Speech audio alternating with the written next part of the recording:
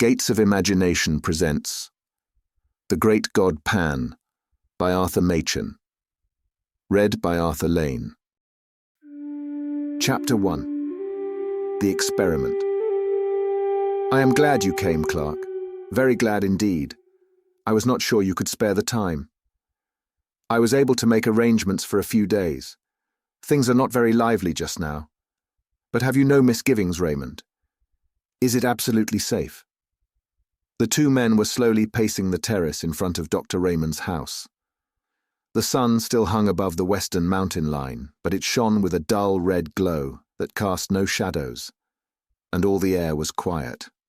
A sweet breath came from the great wood on the hillside above, and with it, at intervals, the soft murmuring call of the wild doves. Below, in the long, lovely valley, the river wound in and out between the lonely hills, and as the sun hovered and vanished into the west, a faint mist, pure white, began to rise from the hills. Dr. Raymond turned sharply to his friend. Safe, of course it is. In itself, the operation is a perfectly simple one. Any surgeon could do it. And there is no danger at any other stage? None. Absolutely no physical danger whatsoever, I give you my word. You are always timid, Clarke, always. But you know my history. I have devoted myself to transcendental medicine for the last 20 years. I have heard myself called quack and charlatan and impostor, but all the while I knew I was on the right path.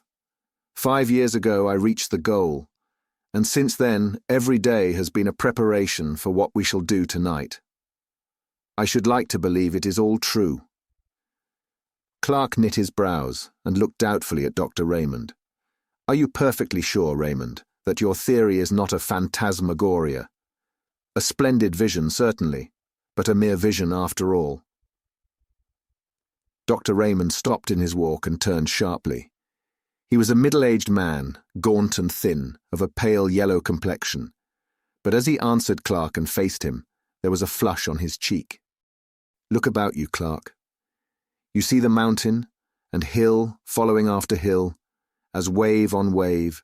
You see the woods and orchard, the fields of ripe corn, and the meadows reaching to the reed beds by the river. You see me standing here beside you, and hear my voice.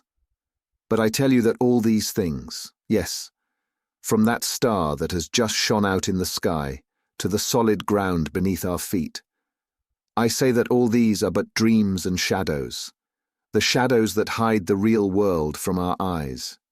There is a real world, but it is beyond this glamour and this vision, beyond these chases in Arras, dreams in a career, beyond them all as beyond a veil. I do not know whether any human being has ever lifted that veil, but I do know, Clarke, that you and I shall see it lifted this very night from before another's eyes. You may think this all strange nonsense. It may be strange, but it is true, and the ancients knew what lifting the veil means. They called it seeing the god Pan. Clarke shivered. The white mist gathering over the river was chilly. It is wonderful indeed, he said. We are standing on the brink of a strange world, Raymond, if what you say is true. I suppose the knife is absolutely necessary. Yes, a slight lesion in the grey matter, that is all, a trifling rearrangement of certain cells, a microscopical alteration that would escape the attention of 99 brain specialists out of 100. I don't want to bother you with shop, Clarke. I might give you a mass of technical detail which would sound very imposing and would leave you as enlightened as you are now. But I suppose you have read, casually, in out-of-the-way corners of your paper, that immense strides have been made recently in the physiology of the brain. I saw a paragraph the other day about Digby's theory and Brown Faber's discoveries. Theories and discoveries. Where they're standing now, I stood 15 years ago, and I need not tell you that I have not been standing still for the last 15 years. It will be enough if I say that 5 years ago I made the discovery that I alluded to when I said that 10 years ago I reached the goal. After years of labour, after years of toiling and groping in the dark, after days and nights of disappointments and sometimes of despair, in which I used now and then to tremble and grow cold with the thought that perhaps there were others seeking for what I sought, at last. After so long, a pang of sudden joy thrilled my soul, and I knew the long journey was at an end. By what seemed then, and still seems a chance, the suggestion of a moment's idle thought followed up upon familiar lines and paths that I had tracked 100 times already. The great truth burst upon me, and I saw, mapped out in lines of sight, a whole world, a sphere unknown, continents and islands, and great oceans in which no ship has sailed, to my belief, since a man first lifted up his eyes and beheld the sun, and the stars of heaven, and the quiet earth beneath. You will think this all high-flown language, Clarke, but it is hard to be literal. And yet, I do not know whether what I am hinting at cannot be set forth in plain and lonely terms. For instance, this world of ours is pretty well girded now with the telegraph wires and cables. Thought, with something less than the speed of thought, flashes from sunrise to sunset, from north to south, across the floods and the desert places. Suppose that an electrician of today were suddenly to perceive that he and his friends have merely been playing with pebbles, and mistaking them for the foundations of the world. Suppose that such a man saw uttermost space lie open before the current, and words of men flash forth to the sun and beyond the sun into the systems beyond, and the voice of articulate speaking men echo in the waste void that bounds our thought. As analogies go, that is a pretty good analogy of what I have done. You can understand now a little of what I felt as I stood here one evening. It was a summer evening, and the valley looked much as it does now.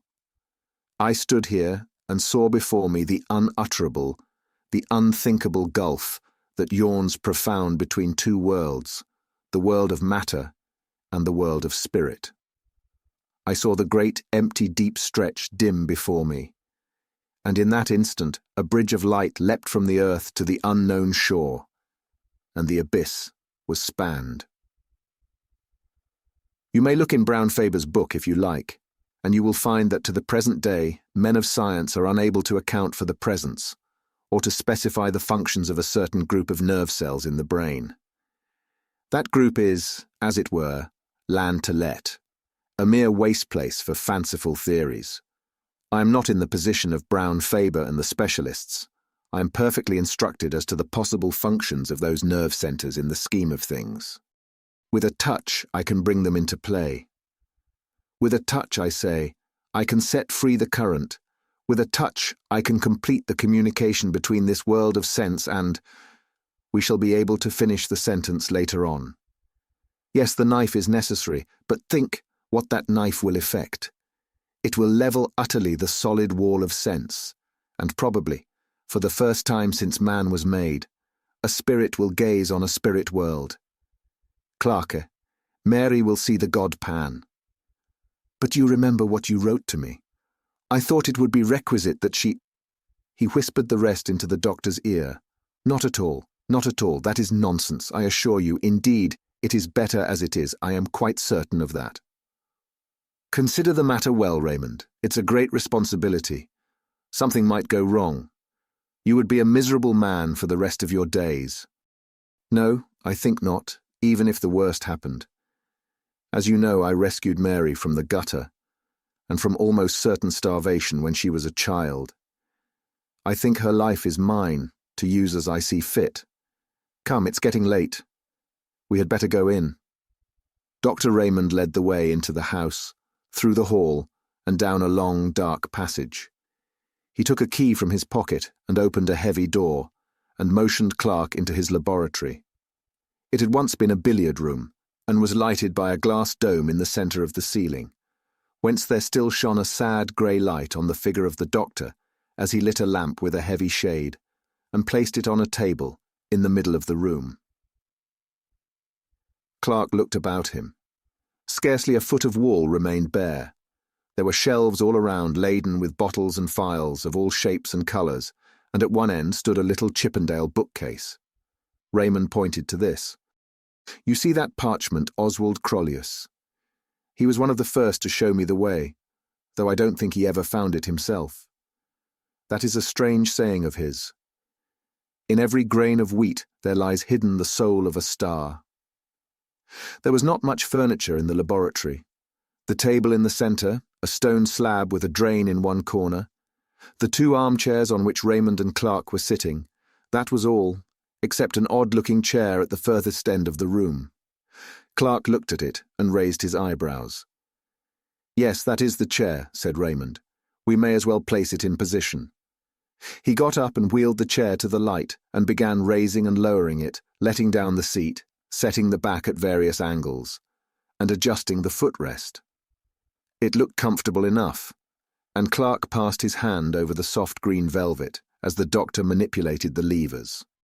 "Now, Clarke, make yourself quite comfortable. I have a couple hours' work before me. I was obliged to leave certain matters to the last." Raymond went to the stone slab, and Clarke watched him drearily as he bent over a row of files and lit the flame under the crucible.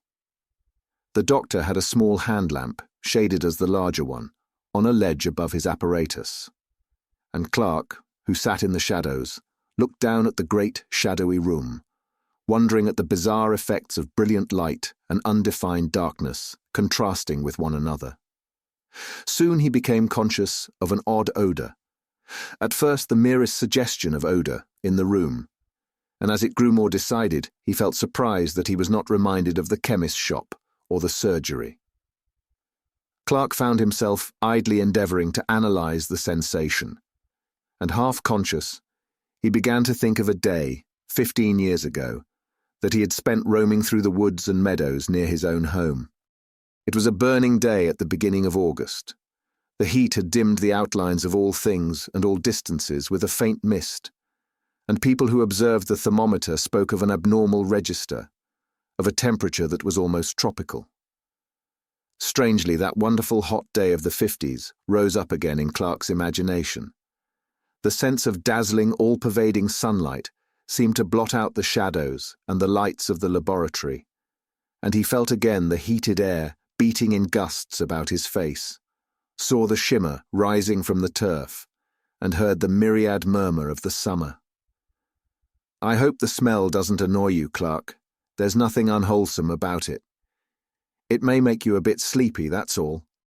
Clarke heard the words quite distinctly, and knew that Raymond was speaking to him.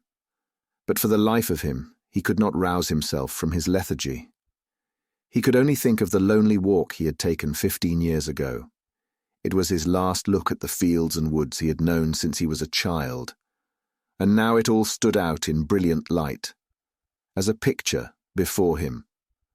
Above all, there came to his nostrils the scent of summer, the smell of flowers mingled, and the odour of the woods, of cool, shaded places, deep in the green depths, drawn forth by the sun's heat, and the scent of the good earth, lying as it were with arms stretched forth, and smiling lips overpowered all. His fancies made him wander, as he had wandered long ago, from the fields into the wood, tracking a little path between the shining undergrowth of beech trees, and the trickle of water dropping from the limestone rock sounded as a clear melody in the dream. Thoughts began to go astray and to mingle with other thoughts. The beech alley was transformed to a path between ilex trees, and here and there a vine climbed from bough to bough and sent up waving tendrils and drooped with purple grapes, and the sparse grey-green leaves of a wild olive tree stood out against the dark shadows of the ilex. Clarke, in the deep folds of dream, was conscious that the path from his father's house had led him into an undiscovered country, and he was wondering at the strangeness of it all, when suddenly, in place of the hum and murmur of the summer, an infinite silence seemed to fall on all things, and the wood was hushed, and for a moment in time he stood face to face there with a presence. That was neither man nor beast, neither the living nor the dead, but all things mingled, the form of all things but devoid of all form. And in that moment, the sacrament of body and soul was dissolved, and a voice seemed to cry, "Let us go hence," and then the darkness of darkness beyond the stars, the darkness of everlasting. When Clarke woke up with a start, he saw Raymond pouring a few drops of some oily fluid into a green phial, which he stoppered tightly. "You have been dozing," he said. "The journey must have tired you out. It is done now. I'm going to fetch Mary. I shall be back in 10 minutes. Clarke lay back in his chair and wondered. It seemed as if he had but passed from one dream into another. He half expected to see the walls of the laboratory melt and disappear, and to awake in London, shuddering at his own sleeping fancies. But at last the door opened, and the doctor returned, and behind him came a girl of about 17, dressed all in white.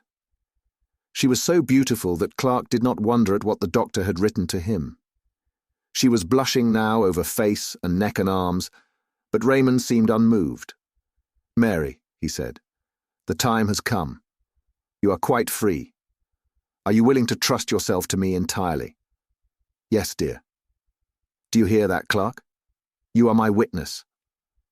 Here is the chair, Mary. It is quite easy. Just sit in it and lean back. Are you ready?" "Yes, dear, quite ready. Give me a kiss before you begin." The doctor stooped and kissed her mouth. Kindly enough. "Now shut your eyes," he said. The girl closed her eyelids as if she were tired and longed for sleep, and Raymond placed the green phial to her nostrils.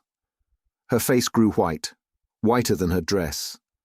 She struggled faintly, and then, with the feeling of submission strong within her, crossed her arms upon her breast as a little child about to say her prayers. The bright light of the lamp fell full upon her, and Clarke watched changes fleeting over her face, as the changes of the hills, when the summer clouds float across the sun. And then she lay all white and still, and the doctor turned up one of her eyelids. She was quite unconscious. Raymond pressed hard on one of the levers, and the chair instantly sank back. Clarke saw him cutting away a circle, like a tonsure, from her hair, and the lamp was moved nearer. Raymond took a small, glittering instrument from a little case, and Clarke turned away shudderingly. When he looked again, the doctor was binding up the wound he had made. "She will awake in 5 minutes." Raymond was still perfectly cool. "There is nothing more to be done. We can only wait." The minutes passed slowly. They could hear a slow, heavy ticking. There was an old clock in the passage. Clarke felt sick and faint. His knees shook beneath him. He could hardly stand. Suddenly, as they watched, they heard a long-drawn sigh, and suddenly did the colour that had vanished return to the girl's cheeks. And suddenly her eyes opened. Clarke quailed before them. They shone with an awful light, looking far away, and a great wonder fell upon her face, and her hands stretched out as if to touch what was invisible. But in an instant the wonder faded and gave place to the most awful terror. The muscles of her face were hideously convulsed. She shook from head to foot. The soul seemed struggling and shuddering within the house of flesh. It was a horrible sight, and Clarke rushed forward, as she fell, shrieking, to the floor. 3 days later, Raymond took Clarke to Mary's bedside. She was lying wide awake, rolling her head from side to side and grinning vacantly. "Yes," said the doctor, still quite cool. "It is a great pity. She is a hopeless idiot. However, it could not be helped. And after all, she has seen the great god Pan." Chapter 2. Mr. Clarke's Memoirs. Mr. Clarke, the gentleman chosen by Dr. Raymond to witness the strange experiment of the god Pan, was a person in whose character caution and curiosity were oddly mingled. In his sober moments he thought of the unusual and eccentric with undisguised aversion, and yet deep in his heart there was a wide-eyed inquisitiveness with respect to all the more recondite and esoteric elements in the nature of men. The latter tendency had prevailed when he accepted Raymond's invitation, for though his considered judgment had always repudiated the doctor's theories as the wildest nonsense, yet he secretly hugged a belief in fantasy, and would have rejoiced to see that belief confirmed. The horrors that he witnessed in the dreary laboratory were to a certain extent salutary. He was conscious of being involved in an affair not altogether reputable, and for many years afterwards he clung bravely to the commonplace and rejected all occasions of occult investigation. Indeed, on some homeopathic principle, he for some time attended the séances of distinguished mediums, hoping that the clumsy tricks of these gentlemen would make him altogether disgusted with mysticism of every kind. But the remedy, though caustic, was not efficacious. Clarke knew that he still pined for the unseen, and little by little the old passion began to reassert itself, as the face of Mary, shuddering and convulsed with an unknown terror, faded slowly from his memory.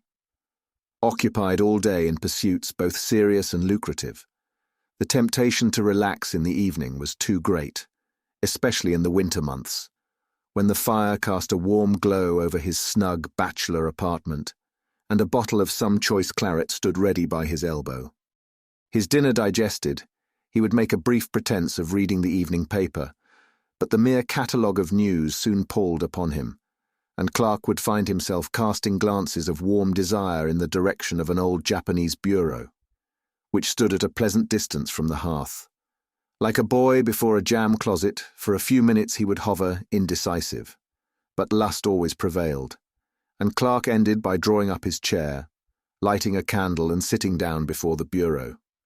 Its pigeonholes and drawers teemed with documents on the most morbid subjects, and in the well reposed a large manuscript volume, in which he had painfully entered the gems of his collection. Clarke had a fine contempt for published literature. The most ghostly story ceased to interest him if it happened to be printed. His sole pleasure was in the reading, compiling, and rearranging what he called his Memoirs to prove the existence of the devil. And engaged in this pursuit, the evening seemed to fly and the night appeared too short.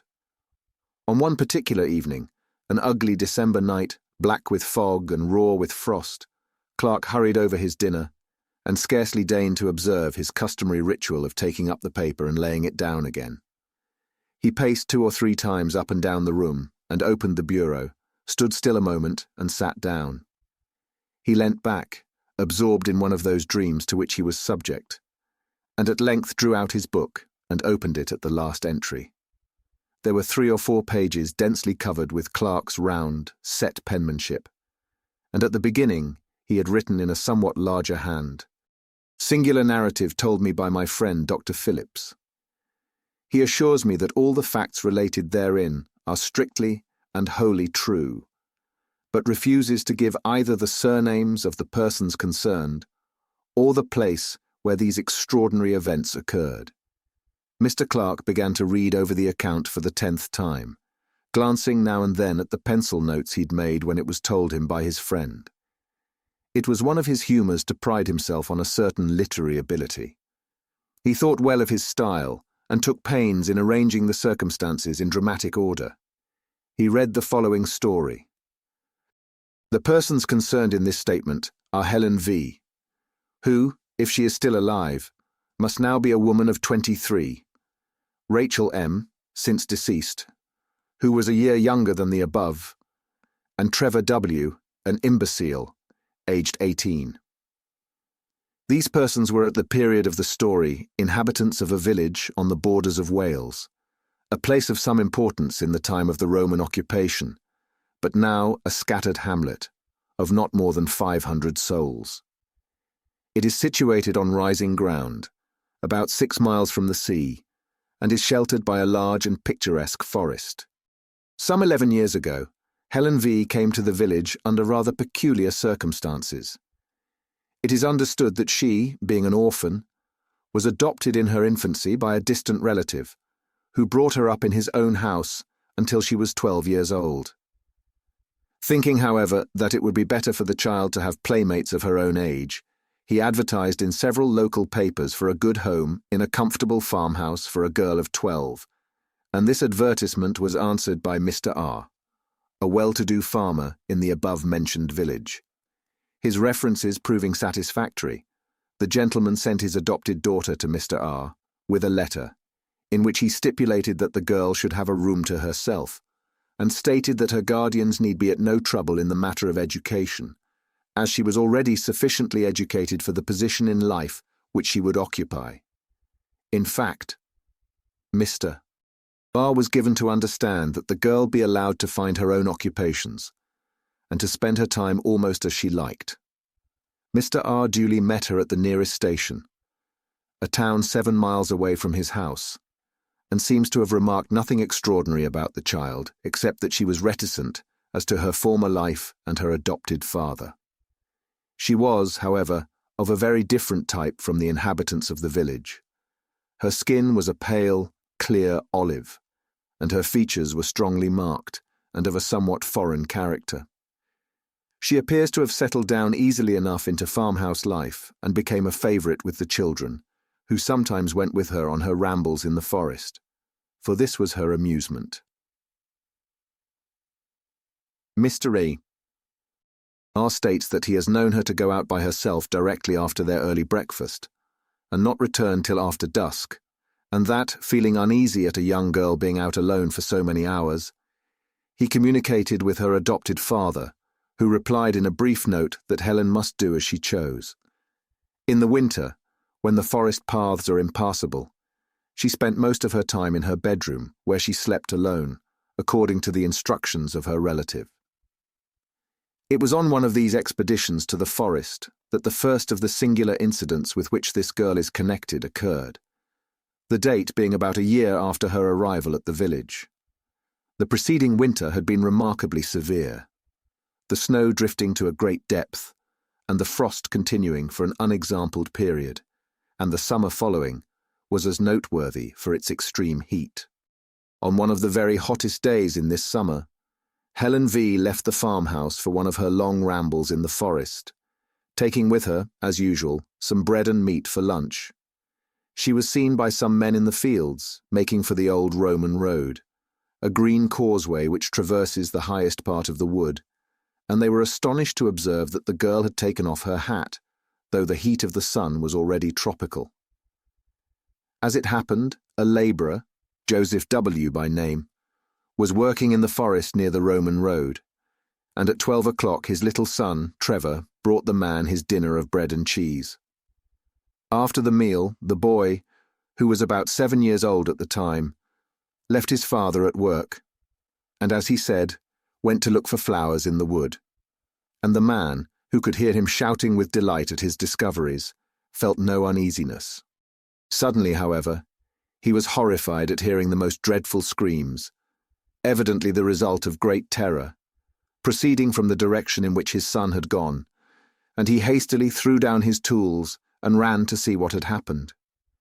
Tracing his path by the sound, he met the little boy, who was running headlong and was evidently terribly frightened, and on questioning him, the man elicited that after picking a posy of flowers, he felt tired, and lay down on the grass and fell asleep. He was suddenly awakened, as he stated, by a peculiar noise, a sort of singing, he called it, and on peeping through the branches he saw Helen V. playing on the grass with a strange naked man, who he seemed unable to describe more fully. He said he felt dreadfully frightened and ran away crying for his father. Joseph W. proceeded in the direction indicated by his son, and found Helen V. sitting on the grass in the middle of a glade or open space left by charcoal burners. He angrily charged her with frightening his little boy, but she entirely denied the accusation and laughed at the child's story of a strange man to which he himself did not attach much credence. Joseph W. came to the conclusion that the boy had woke up with a sudden fright, as children sometimes do, but Trevor persisted in his story and continued in such evident distress that at last his father took him home, hoping that his mother would be able to soothe him. For many weeks, however, the boy gave his parents much anxiety. He became nervous and strange in his manner, refusing to leave the cottage by himself, and constantly alarming the household by waking in the night with cries of, "The man in the wood! Father, father!" In course of time, however, the impression seemed to have worn off, and about 3 months later he accompanied his father to the home of a gentleman in the neighbourhood, for whom Joseph W. occasionally did work. The man was shown into the study, and the little boy was left sitting in the hall, and a few minutes later, While the gentleman was giving W his instructions, they were both horrified by a piercing shriek and the sound of a fall, and rushing out they found the child lying senseless on the floor, his face contorted with terror.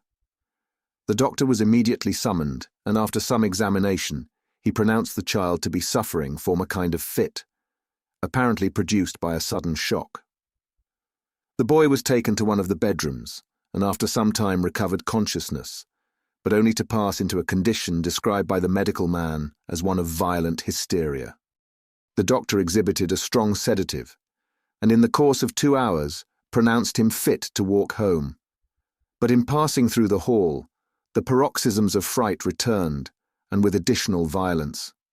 The father perceived that the child was pointing at some object, and heard the old cry, "The man in the wood," and looking in the direction indicated saw a stone head of grotesque appearance, which had been built into the wall above one of the doors. It seems the owner of the house had recently made alterations in his premises, and on digging the foundations for some offices, the men had found a curious head, evidently of the Roman period, which had been placed in the manner described. The head is pronounced by the most experienced archaeologists of the district to be that of a faun or satyr. Dr. Phillips tells me that he's seen the head in question, and assures me that he has never received such a vivid presentment of intense evil. From whatever cause arising, this second shock seemed too severe for the boy Trevor, and at the present date he suffers from a weakness of intellect, which gives but little promise of amending.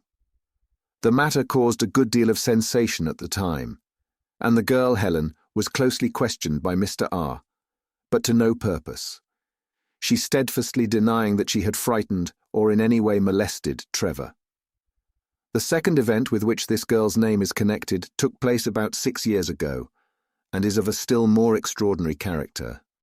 At the beginning of the summer of 1882, Helen contracted a friendship of a peculiarly intimate character with Rachel M., the daughter of a prosperous farmer in the neighborhood. This girl, who was a year younger than Helen, was considered by most people to be the prettier of the two, though Helen's features had to a great extent softened as she became older. The two girls, who were together on every available opportunity, presented a singular contrast, the one with her clear olive skin and almost Italian appearance, and the other of the proverbial red and white of our rural districts. It must be stated that the payments made to Mr. R for the maintenance of Helen were known in the village for their excessive liberality, and the impression was general that she would one day inherit a large sum of money from her relative. The parents of Rachel were therefore not averse from their daughter's friendship with the girl, and even encouraged the intimacy, though they now bitterly regret having done so.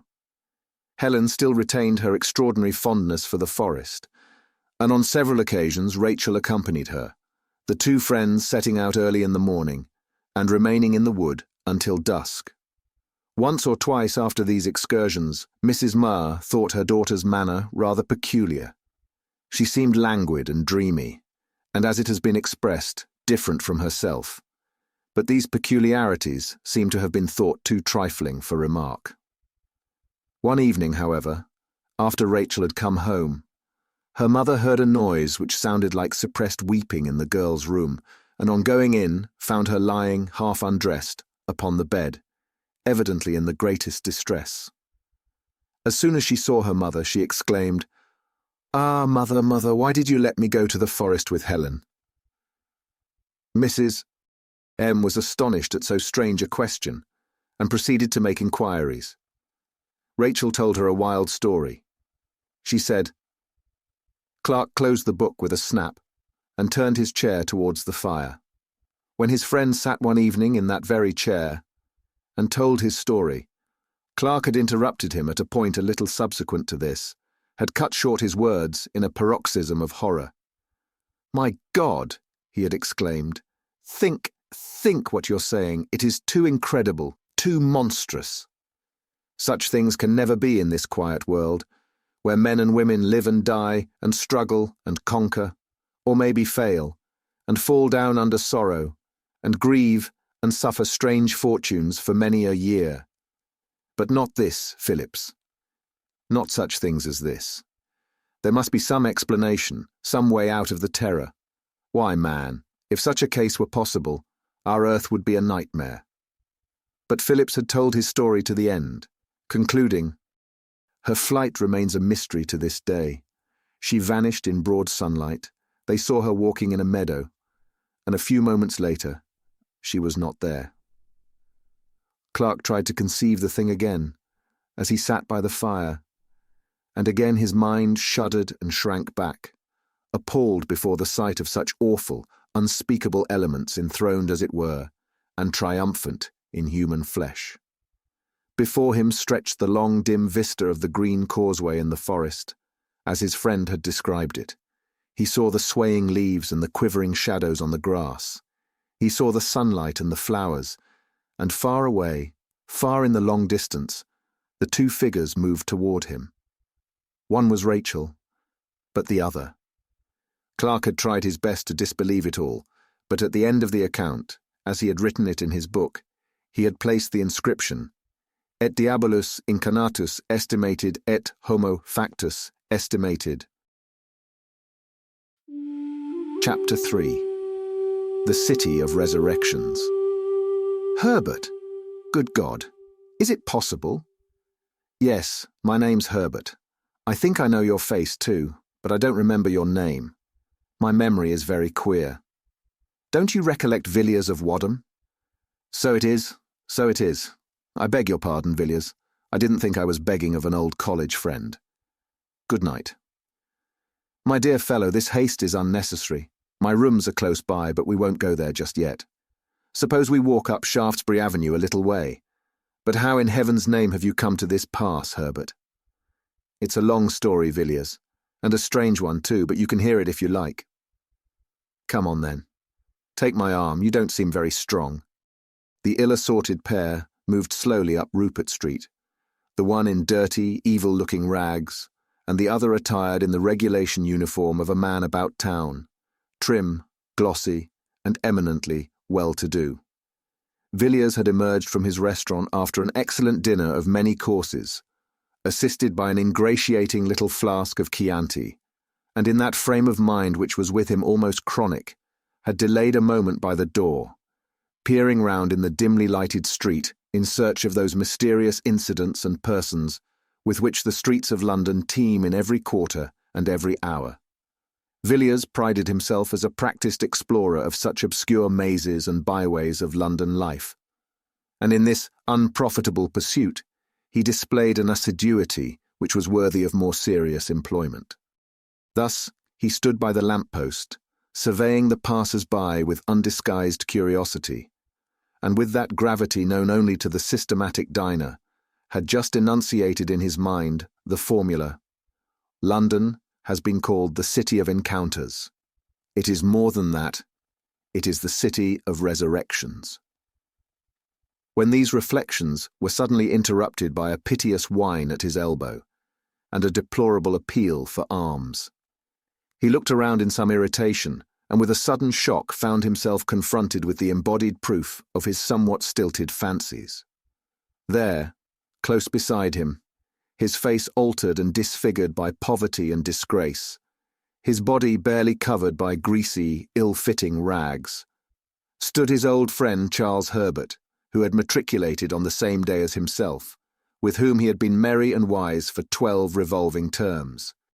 Different occupations and varying interests had interrupted the friendship, and it was 6 years since Villiers had seen Herbert, and now he looked upon this wreck of a man with grief and dismay, mingled with a certain inquisitiveness as to what dreary chain of circumstances had dragged him down to such a doleful pass.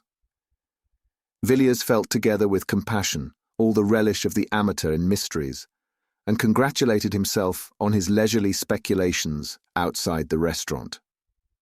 They walked on in silence for some time, and more than one passer-by stared in astonishment at the unaccustomed spectacle of a well-dressed man, with an unmistakable beggar hanging onto his arm, and observing this, Villiers led the way to an obscure street in Soho. Here he repeated his question. "How on earth has it happened, Herbert? I always understood you would succeed to an excellent position in Dorsetshire. Did your father disinherit you? Surely not. No, Villiers. I came into all the property at my poor father's death. He died a year after I left Oxford. He was a very good father to me, and I mourned his death sincerely enough. But you know what young men are. A few months later I came up to town and went a good deal into society. Of course I had excellent introductions, and I managed to enjoy myself very much in a harmless sort of way. I played a little, certainly, but never for heavy stakes.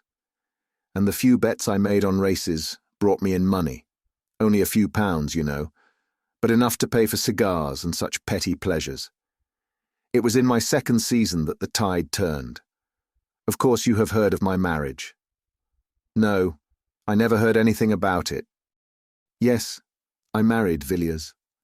I met a girl of the most wonderful and most strange beauty, at the house of some people whom I knew. I cannot tell you her age. I never knew it, but so far as I can guess, I should think she must have been about 19 when I made her acquaintance. My friends had come to know her at Florence. She told them she was an orphan, the child of an English father and an Italian mother, and she charmed them as she charmed me. The first time I saw her was at an evening party. I was standing by the door talking to a friend, when suddenly above the hum and babble of conversation, I heard a voice which seemed to thrill to my heart. She was singing an Italian song. I was introduced to her that evening, and in 3 months I married Helen. Villiers, that woman, if I can call her woman, corrupted my soul. The night of the wedding I found myself sitting in her bedroom in the hotel, listening to her talk. She was sitting up in bed, and I listened to her as she spoke in her beautiful voice, spoke of things which even now I would not dare whisper in the blackest night, though I stood in the midst of a wilderness. You, Villiers, you may think you know life and London and what goes on day and night in this dreadful city. For all I can say, you may have heard the talk of the vilest, but I tell you, you can have no conception of what I know. Not in your most fantastic, hideous dreams can you have imaged forth the faintest shadow of what I have heard and seen. Yes, seen. I have seen the incredible, such horrors that even I myself sometimes stop in the middle of the street and ask whether it is possible for a man to behold such things and live. In a year, Villiers, I was a ruined man in body and soul, in body and soul. But your property, Herbert. You had land in Dorset. I sold it all, the fields and woods, the dear old house, everything. And the money? She took it all from me. And then left you. Yes, she disappeared one night. I don't know where she went, but I am sure if I saw her again, it would kill me. The rest of my story is of no interest. Sordid misery, that is all. You may think, Villiers, that I have exaggerated and talked for effect, but I have not told you half. I could tell you certain things which would convince you, but you would never know a happy day again. You would pass the rest of your life, as I pass mine, a haunted man, a man who has seen hell. Villiers took the unfortunate man to his rooms and gave him a meal. Herbert could eat little and scarcely touched the glass of wine set before him. He sat moody and silent by the fire and seemed relieved when Villiers sent him away with a small present of money. "By the way, Herbert," said Villiers as they parted at the door, "what was your wife's name? You said Helen, I think." "Helen what?" "The name she passed under when I met her was Helen Vaughan. But what her real name was I can't say. I don't think she had a name. No, not in that sense. Only human beings have names, Villiers. I can't say any more. Goodbye. Yes, I will not fail to call if I see any way in which you can help me. Good night." The man went out into the bitter night, and Villiers returned to his fireside. There was something about Herbert which shocked him inexpressibly. Not his poor rags, nor the marks which poverty had set upon his face, but rather an indefinite terror, which hung about him like a mist. He had acknowledged that he himself was not devoid of blame. The woman, he had avowed, had corrupted him body and soul, and Villiers felt that this man, once his friend, had been an actor in scenes evil beyond the power of words. His story needed no confirmation. He himself was the embodied proof of it. Villiers mused curiously over the story he had heard, and wondered whether he had heard both the first and the last of it. No, he thought. Certainly not the last. Probably only the beginning. A case like this is like a nest of Chinese boxes. You open one after the other and find a quainter workmanship in every box. Most likely poor Herbert is merely one of the outside boxes. There are stranger ones to follow. Villiers could not take his mind away from Herbert and his story, which seemed to grow wilder as the night wore on. The fire seemed to burn low, and the chilly air of the morning crept into the room. Villiers got up with a glance over his shoulder and, shivering slightly, went to bed. A few days later he saw at his club a gentleman of his acquaintance named Austin, who was famous for his intimate knowledge of London life, both in its tenebrous and luminous phases. Villiers, still full of his encounter in Soho and its consequences, thought Austin might possibly be able to shed some light on Herbert's history, and so after some casual talk, he suddenly put the question, "Do you happen to know anything of a man named Herbert, Charles Herbert?" Austin turned round sharply and stared at Villiers with some astonishment. "Charles Herbert? Weren't you in town 3 years ago? No? Then you have not heard of the Paul Street case? It caused a good deal of sensation at the time." "What was the case?" "Well, a gentleman, a man of very good position, was found dead, stark dead, in the area of a certain house in Paul Street, off Tottenham Court Road. Of course the police did not make the discovery. If you happen to be sitting up all night and have a light in your window, the constable will ring the bell, but if you happen to be lying dead in somebody's area, you will be left alone." In this instance, as in many others, the alarm was raised by some kind of vagabond. I don't mean a common tramp or a public house loafer, but a gentleman, whose business or pleasure, or both, made him a spectator of the London streets at 5 o'clock in the morning. This individual was, as he said, going home.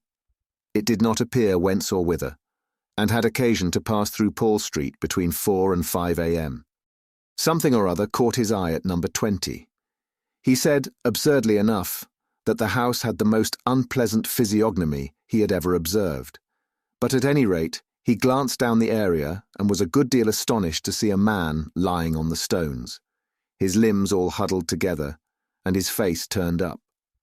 Our gentleman thought his face looked peculiarly ghastly, and so set off at a run in search of the nearest policeman. The constable was at first inclined to treat the matter lightly, suspecting common drunkenness. However, he came, and after looking at the man's face, changed his tone. Quickly enough. The early bird, who had picked up this fine worm, was sent off for a doctor, and the policeman rang and knocked at the door till a slatternly servant girl came down looking more than half asleep. The constable pointed out the contents of the area to the maid, who screamed loudly enough to wake up the street, but she knew nothing of the man, had never seen him at the house, and so forth. Meanwhile, the original discoverer had come back with a medical man, and the next thing was to get into the area. The gate was open, so the whole quartet stumped down the steps.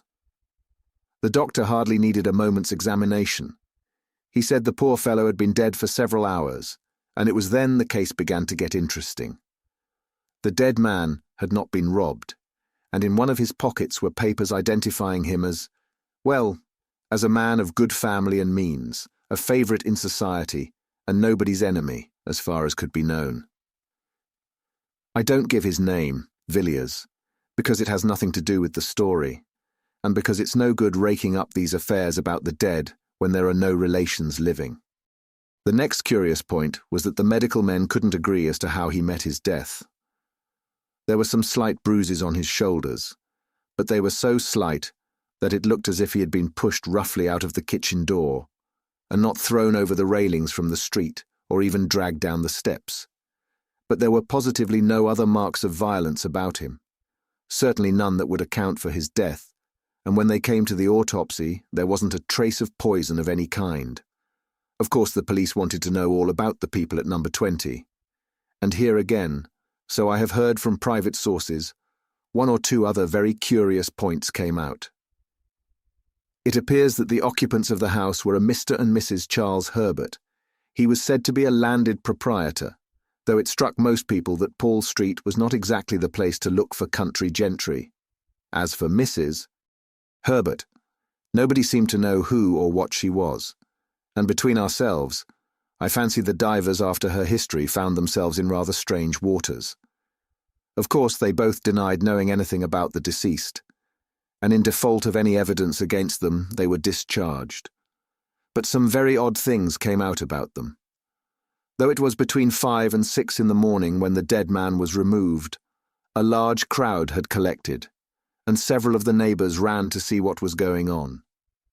They were pretty free with their comments by all accounts, and from these it appeared that number 20 was in very bad odour in Paul Street. The detectives tried to trace down these rumours to some solid foundation of fact, but could not get hold of anything. People shook their heads and raised their eyebrows and thought the Herberts rather queer, would rather not be seen going into their house, and so on. But there was nothing tangible. The authorities were morally certain the man met his death in some way or another in the house and was thrown out by the kitchen door, but they couldn't prove it, and the absence of any indications of violence or poisoning left them helpless. An odd case, wasn't it? But curiously enough, there's something more that I haven't told you. I happen to know one of the doctors who was consulted as to the cause of death, and sometime after the inquest I met him and asked him about it. "Do you really mean to tell me," I said, "that you were baffled by the case, that you actually don't know what the man died of?" "Pardon me," he replied. "I know perfectly well what caused death. Blank died of fright, of sheer, awful terror. I never saw features so hideously contorted in the entire course of my practice, and I have seen the faces of a whole host of dead." The doctor was usually a cool customer enough, and a certain vehemence in his manner struck me, but I couldn't get anything more out of him. I suppose the Treasury didn't see their way to prosecuting the Herberts for frightening a man to death. At any rate, nothing was done, and the case dropped out of men's minds. "Do you happen to know anything of Herbert?" "Well," replied Villiers, "he was an old college friend of mine." "You don't say so. Have you ever seen his wife?" "No, I haven't. I have lost sight of Herbert for many years." It's queer, isn't it? Parting with a man at the college gate or at Paddington, seeing nothing of him for years, and then finding him pop up his head in such an odd place. But I should like to have seen Mrs. Herbert. People said extraordinary things about her. What sort of things? Well, I hardly know how to tell you. Everyone who saw her at the police court said she was at once the most beautiful woman and the most repulsive they had ever set eyes on. I have spoken to a man who saw her, and I assure you he positively shuddered as he tried to describe the woman, but he couldn't tell why. She seems to have been a sort of enigma, and I expect if that one dead man could have told tales, he would have told some uncommonly queer ones. And there you are again, in another puzzle. What could a respectable country gentleman like Mr. Blank, we'll call him that if you don't mind, want in such a very queer house as number 20? It's altogether a very odd case, isn't it? It is indeed, Austin, an extraordinary case. I didn't think when I asked you about my old friend I should strike on such strange metal. Well, I must be off. Good day. Villiers went away, thinking of his own conceit of the Chinese boxes. Here was quaint workmanship indeed. Chapter 4. The Discovery. A few months after Villiers' meeting with Herbert, Mr. Clarke was sitting, as usual, by his after-dinner hearth, resolutely guarding his fancies from wandering in the direction of the bureau. For more than a week, he had succeeded in keeping away from the Memoirs, and he cherished hopes of a complete self-reformation. But in spite of his endeavours, he could not hush the wonder and the strange curiosity that the last case he had written down had excited within him. He had put the case, or rather the outline of it, conjecturally to a scientific friend, who shook his head and thought Clarke getting queer, and on this particular evening, Clarke was making an effort to rationalize the story, when a sudden knock at the door roused him from his meditations. "Mr. Villiers, to see you, sir." "Dear me, Villiers, it is very kind of you to look me up. I have not seen you for many months. I should think nearly a year. Come in, come in. And how are you, Villiers? Want any advice about investments?" "No, thanks. I fancy everything I have in that way is pretty safe." "No, Clarke, I've really come to consult you about a rather curious matter that has been brought under my notice of late. I'm afraid you will think it all rather absurd when I tell my tale. I sometimes think so myself, and that's just why I made up my mind to come to you, as I know you're a practical man." Mr. Villiers was ignorant of the Memoirs to prove the existence of the devil. "Well, Villiers, I shall be happy to give you my advice, to the best of my ability. What is the nature of the case? It's an extraordinary thing altogether. You know my ways. I always keep my eyes open in the streets, and in my time I've chanced upon some queer customers, and queer cases too. But this, I think, beats all. I was coming out of a restaurant one nasty winter night about 3 months ago. I had had a capital dinner and a good bottle of Chianti, and I stood for a moment on the pavement, thinking what a mystery there is about London streets and the companies that pass along them. A bottle of red wine encourages these fancies, Clarke, and I dare say I should have thought a page of small type, but I was cut short by a beggar who had come behind me and was making the usual appeals. Of course I looked round, and this beggar turned out to be what was left of an old friend of mine, a man named Herbert. I asked him how he had come to such a wretched pass, and he told me. We walked up and down one of those long and dark Soho streets, and there I listened to his story. He said he had married a beautiful girl, some years younger than himself, and as he put it, she had corrupted him body and soul.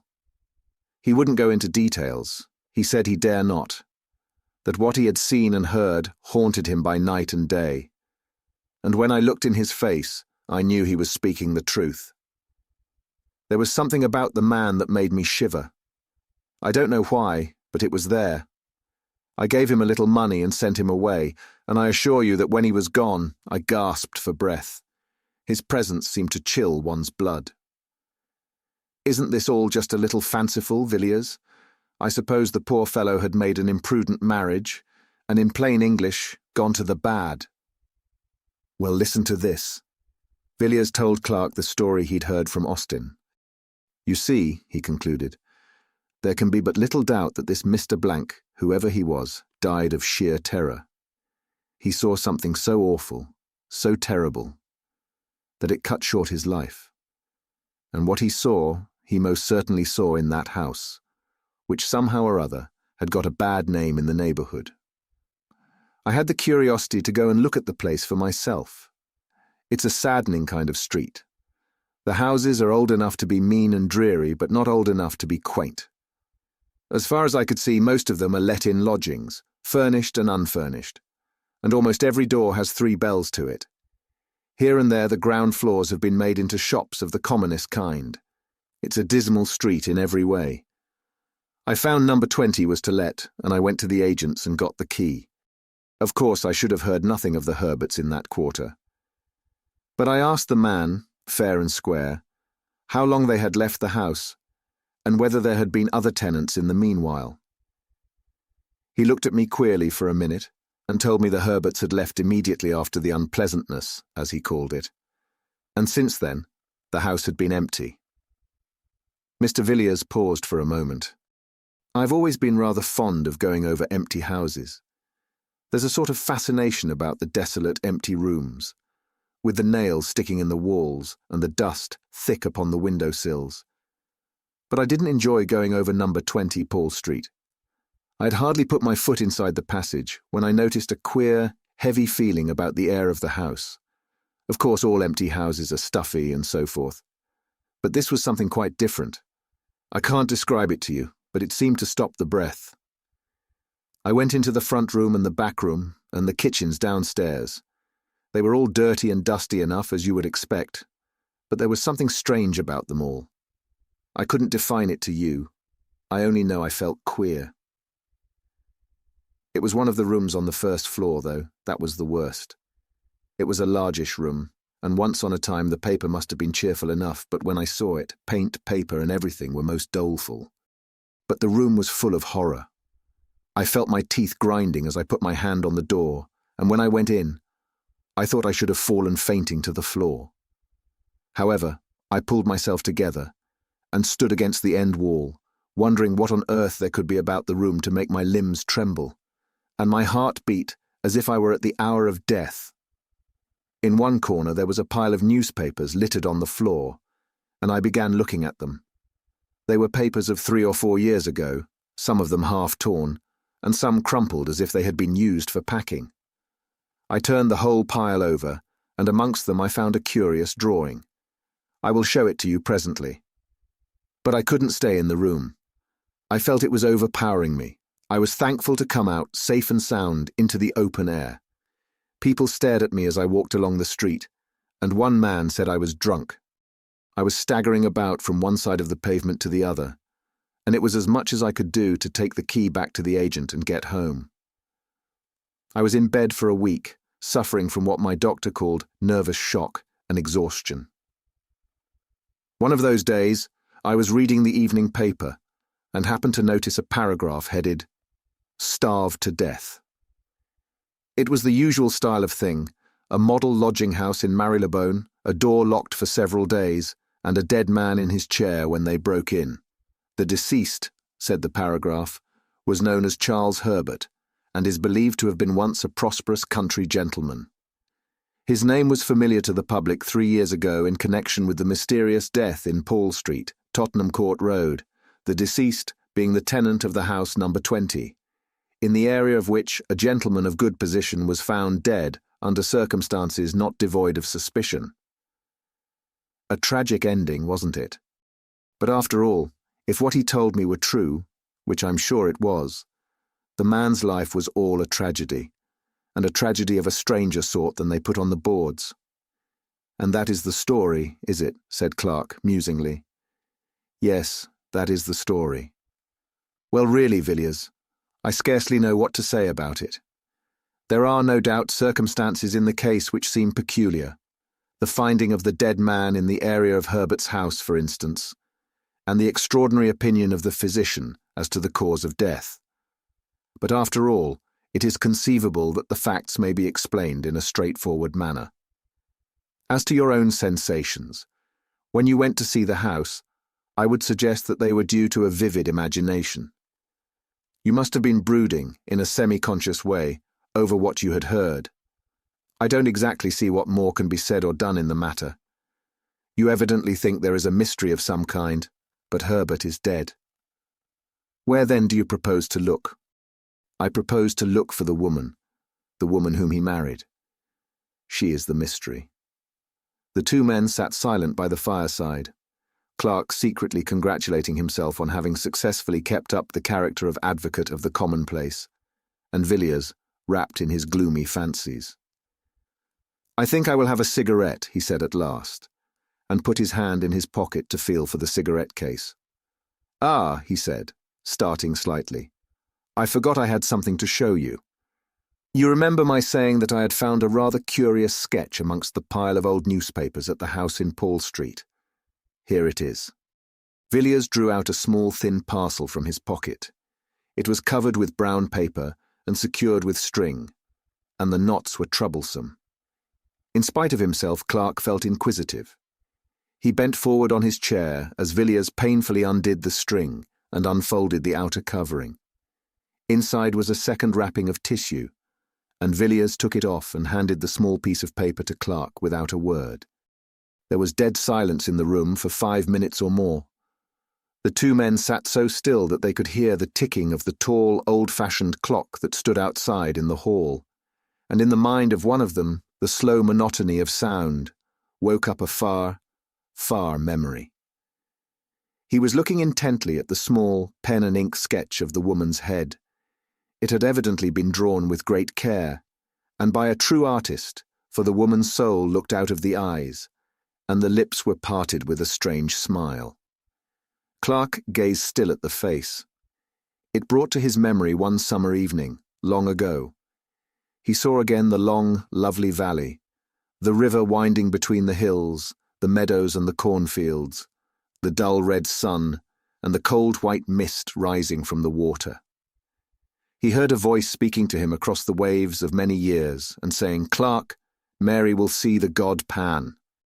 And then he was standing in the grim room beside the doctor, listening to the heavy ticking of the clock, waiting and watching the figure lying on the green chair beneath the lamplight.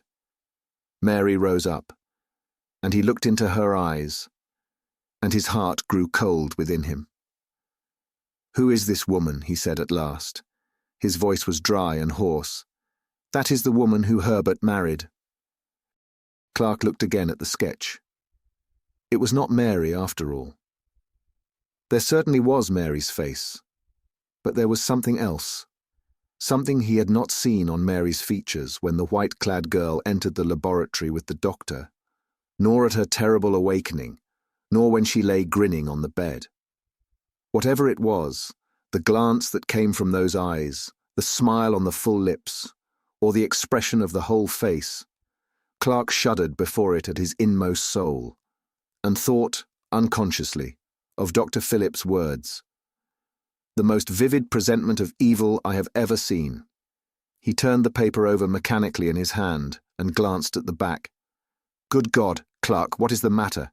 You are as white as death." Villiers had started wildly from his chair, as Clarke fell back with a groan and let the paper drop from his hands. "I don't feel very well, Villiers. I am subject to these attacks. Pour me out a little wine. Thanks, that will do. I shall feel better in a few minutes." Villiers picked up the fallen sketch and turned it over as Clarke had done. "You saw that," he said. "That's how I identified it as being a portrait of Herbert's wife, or I should say his widow. How do you feel now?" "Better, thanks. It was only a passing faintness. I don't think I quite catch your meaning." "What did you say enabled you to identify the picture?" "This word, Helen, was written on the back. Didn't I tell you her name was Helen?" "Yes, Helen Vaughan." Clarke groaned. There could be no shadow of doubt. "Now don't you agree with me," said Villiers, "that in the story I've told you tonight, and in the part this woman plays in it, there are some very strange points?" "Yes, Villiers," Clarke muttered. "It is a strange story indeed, a strange story indeed. You must give me time to think it over. I may be able to help you, or I may not. Must you be going now?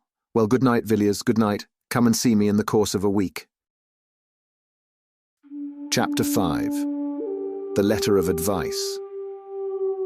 "Do you know, Austin," said Villiers, as the two friends were pacing sedately along Piccadilly one pleasant morning in May, "do you know I'm convinced that what you told me about Paul Street and the Herberts is a mere episode in an extraordinary history. I may as well confess to you that when I asked you about Herbert a few months ago, I had just seen him." "You had seen him? Where?" "He begged of me in the street one night. He was in the most pitiable plight, but I recognized the man, and I got him to tell me his history, or at least the outline of it. In brief, it amounted to this. He had been ruined by his wife." "In what manner?" "He would not tell me. He would only say that she had destroyed him, body and soul. The man is dead now." "And what has become of his wife?" "Ah, that's what I should like to know. And I mean to find her sooner or later. I know a man named Clarke, a dry fellow, in fact a man of business, but shrewd enough. You understand my meaning. Not shrewd in the mere business sense of the word, but a man who really knows something about men and life. Well, I laid the case before him, and he was evidently impressed. He said it needed consideration, and asked me to come again in the course of a week. A few days later I received this extraordinary letter." Austin took the envelope, drew out the letter, and read it curiously. It ran as follows. "My dear Villiers, I have thought over the matter on which you consulted me the other night, and my advice to you is this. Throw the portrait into the fire, blot out the story from your mind. Never give it another thought, Villiers, or you will be sorry. You will think, no doubt, that I am in possession of some secret information, and to a certain extent that is the case. But I only know a little. I'm like a traveller who has peered over an abyss and has drawn back in terror. What I know is strange enough and horrible enough, but beyond my knowledge there are depths and horrors more frightful still, more incredible than any tale told of winter nights about the fire. I have resolved, and nothing shall shake that resolve, to explore no whit farther. And if you value your happiness, you will make the same determination. Come and see me by all means, but we will talk on more cheerful topics than this. Austin folded the letter methodically and returned it to Villiers. It is certainly an extraordinary letter, he said. What does he mean by the portrait? Ah, I forgot to tell you I have been to Paul Street and have made a discovery. Villiers told his story as he had told it to Clarke, and Austin listened in silence. He seemed puzzled. How very curious that you should experience such an unpleasant sensation in that room, he said at length. I hardly gather that it was a mere matter of the imagination. A feeling of repulsion, in short. No, it was more physical than mental. It was as if I were inhaling at every breath some deadly fume, which seemed to penetrate to every nerve and bone and sinew of my body. I felt racked from head to foot. My eyes began to grow dim. It was like the entrance of death. Yes, very strange, certainly. You see, your friend confesses that there is some very black story connected with this woman. Did you notice any particular emotion in him when you were telling your tale? Yes, I did. He became very faint, but he assured me that it was a mere passing attack to which he was subject. Did you believe him? I did at the time, but I don't now. He heard what I had to say with a good deal of indifference, till I showed him the portrait. It was then that he was seized with the attack of which I spoke. He looked ghastly, I assure you. Then he must have seen the woman before. But there might be another explanation. It might have been the name, and not the face, which was familiar to him. What do you think? I couldn't say. To the best of my belief, it was after turning the portrait in his hands that he nearly dropped from the chair. The name, you know, was written on the back. Quite so. After all, it is impossible to come to any resolution in a case like this. I hate melodrama, and nothing strikes me as more commonplace and tedious than the ordinary ghost story of commerce. But really, Villiers, it looks as if there was something very queer at the bottom of all this. The two men had, without noticing it, turned up Ashley Street, leading northward from Piccadilly. It was a long street, and rather a gloomy one, but here and there a brighter taste had illuminated the dark houses with flowers, and gay curtains, and a cheerful paint on the doors. Villiers glanced up as Austin stopped speaking, and looked at one of these houses. Geraniums, red and white, drooped from every sill, and daffodil-coloured curtains were draped back from each window. "It looks cheerful, doesn't it?" he said. "Yes, and the inside is still more cheery. One of the pleasantest houses of the season, so I have heard. I haven't been there myself, but I've met several men who have, and they tell me it's uncommonly jovial." "Whose house is it?" "A Mrs. Beaumont's." "And who is she?" "I couldn't tell you. I have heard she comes from South America, but after all, who she is of little consequence. She's a very wealthy woman, there's no doubt of that, and some of the best people have taken her up. I hear she has some wonderful claret, really marvellous wine, which must have cost a fabulous sum. Lord Argentine was telling me about it. He was there last Sunday evening. He assures me he has never tasted such a wine, and Argentine, as you know, is an expert. By the way, that reminds me. She must be an oddish sort of woman, this Mrs. Beaumont. Argentine asked her how old the wine was. And what do you think she said? About 1,000 years, I believe. Lord Argentine thought she was chaffing him, you know. But when he laughed, she said she was speaking quite seriously, and offered to show him the jar. Of course, he couldn't say anything more after that, but it seems rather antiquated for a beverage, doesn't it? Why, here we are at my rooms. Come in, won't you? Thanks. I think I will. I haven't seen the curiosity shop for a while.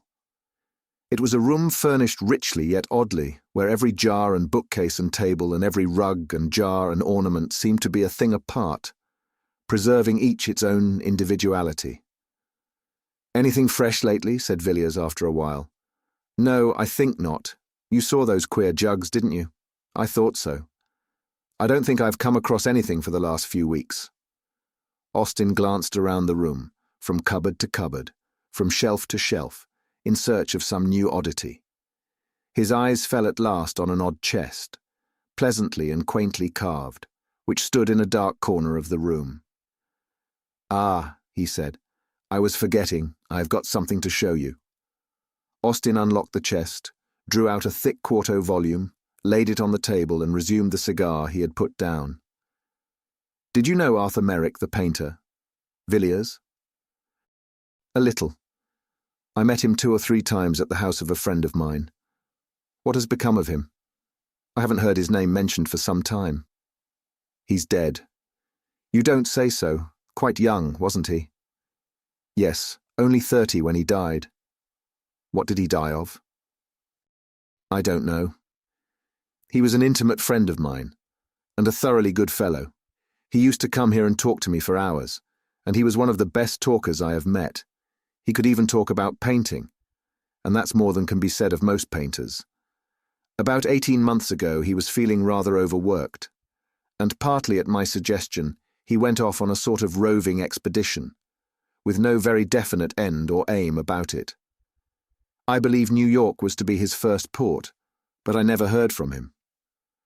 3 months ago I got this book, with a very civil letter from an English doctor practicing at Buenos Aires, stating that he had attended the late Mr. Merrick during his illness, and that the deceased had expressed an earnest wish that the enclosed packet should be sent to me after his death. That was all. And haven't you written for further particulars? I've been thinking of doing so. You would advise me to write to the doctor? Certainly. And what about the book? It was sealed up when I got it. I don't think the doctor had seen it. It is something very rare. Merrick was a collector, perhaps. No, I think not. Hardly a collector. Now, what do you think of these Ainu jugs? They are peculiar, but I like them. But aren't you going to show me poor Merrick's legacy? Yes, to be sure. The fact is, it's rather a peculiar sort of thing, and I haven't shown it to anyone.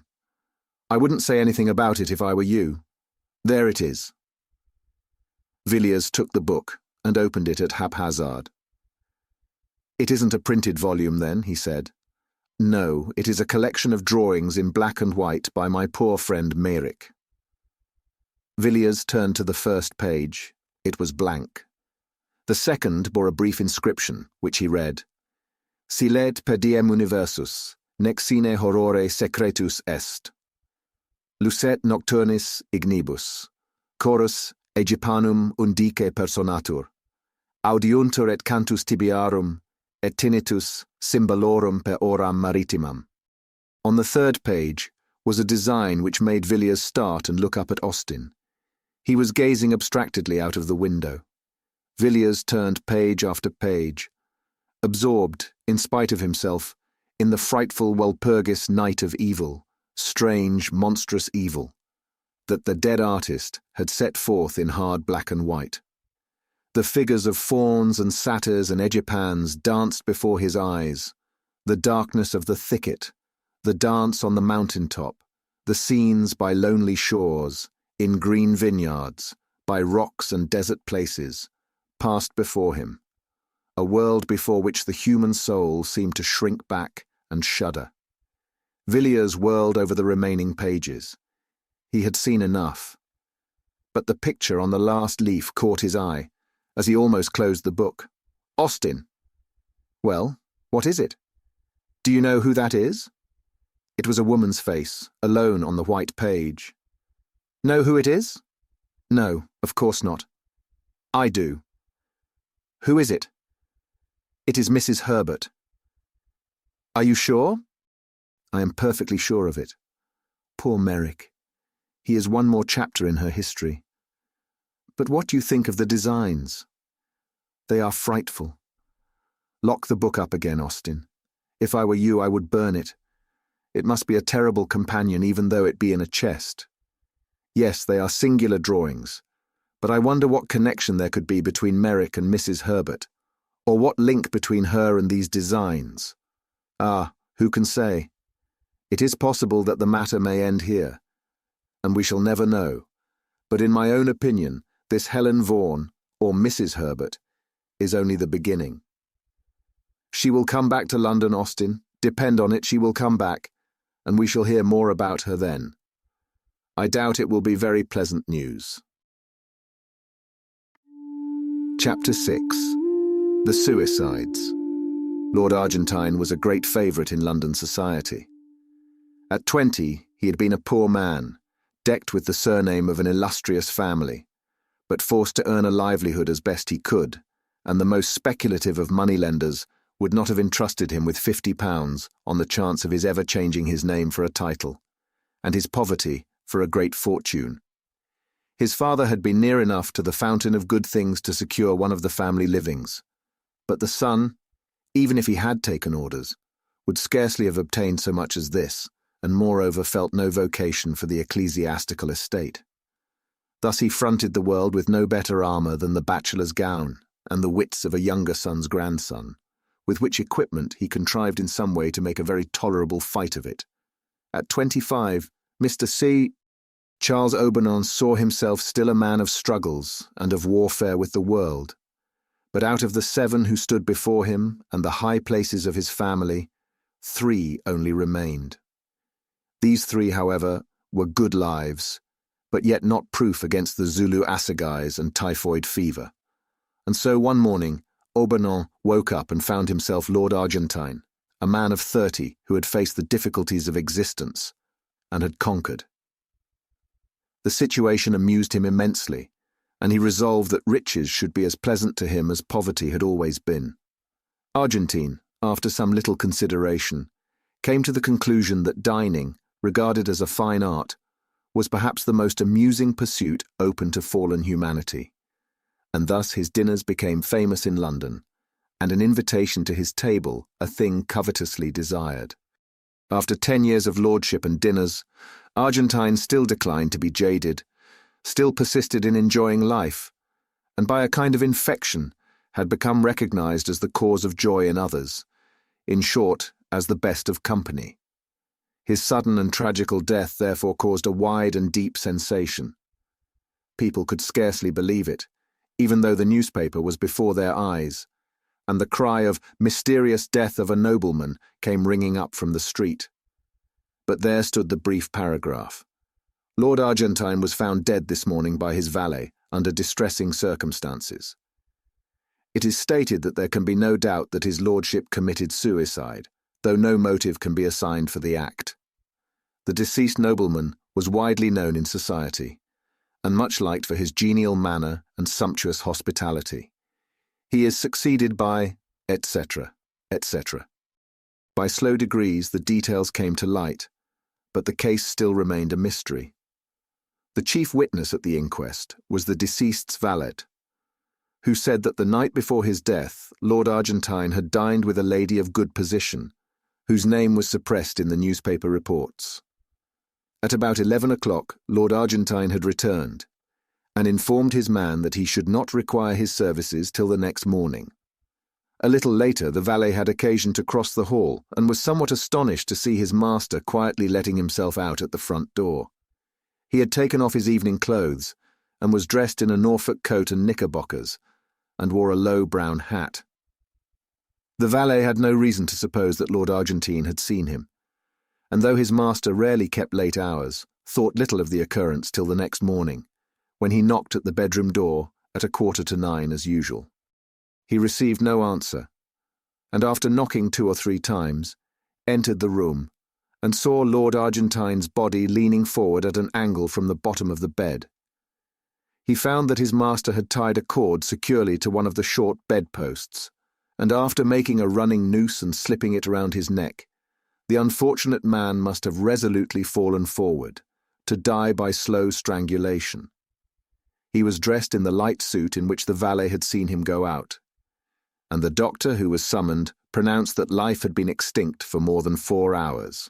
All papers, letters, and so forth seemed in perfect order, and nothing was discovered which pointed in the most remote way to any scandal, either great or small. Here the evidence ended.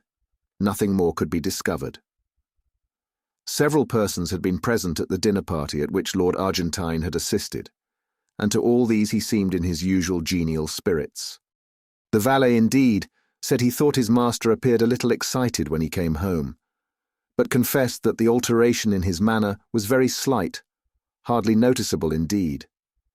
It seemed hopeless to seek for any clue, and the suggestion that Lord Argentine had been suddenly attacked by acute suicidal mania was generally accepted.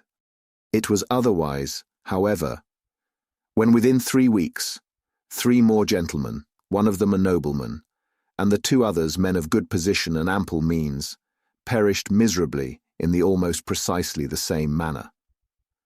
Lord Swanley was found one morning in his dressing-room, hanging from a peg affixed to the wall, and Mr. Collier Stewart and Mr. Herries had chosen to die as Lord Argentine. There was no explanation in either case, a few bald facts, a living man in the evening, and a body with a black swollen face in the morning. The police had been forced to confess themselves powerless to arrest or to explain the sordid murders of Whitechapel, but before the horrible suicides of Piccadilly and Mayfair, they were dumbfounded, for not even the mere ferocity, which did duty as an explanation of the crimes of the East End, could be of service in the West. Each of these men, who had resolved to die a tortured, shameful death, was rich, prosperous, and to all appearances in love with the world, and not the acutest research should ferret out any shadow of a lurking motive in either case.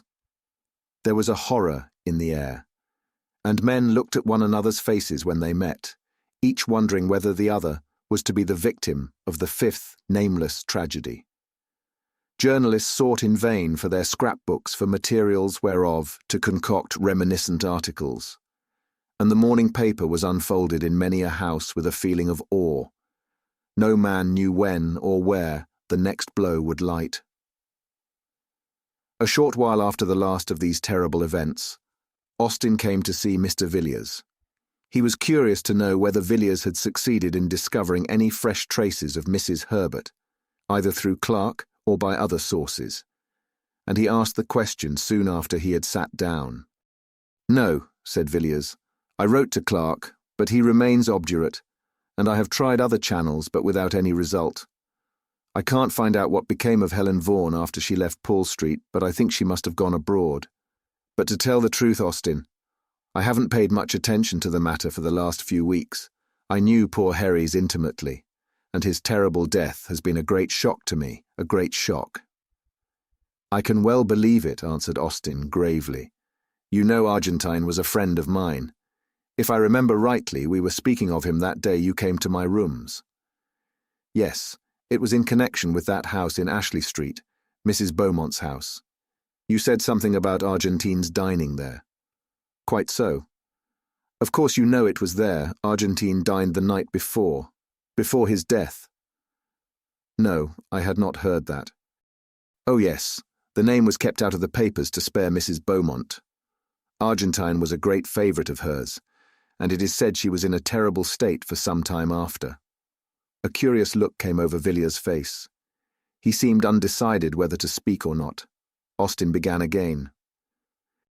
"I never experienced such a feeling of horror as when I read the account of Argentine's death. I didn't understand it at the time, and I don't now.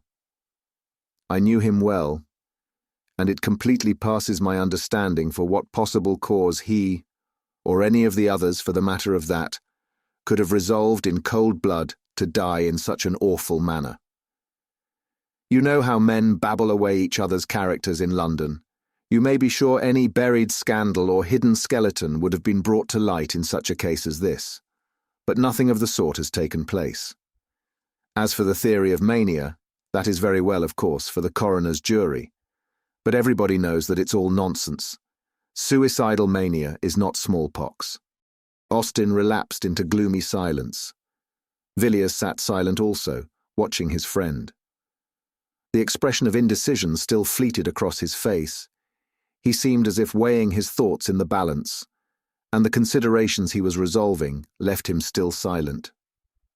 Austin tried to shake off the remembrance of tragedies as hopeless and perplexed as the labyrinth of Daedalus, and began to talk in an indifferent voice of the more pleasant incidents and adventures of the season. "That Mrs. Beaumont," he said, "of whom we were speaking, is a great success. She has taken London almost by storm. I met her the other night at Fulham's. She's really a remarkable woman." "You have met Mrs. Beaumont?" "Yes.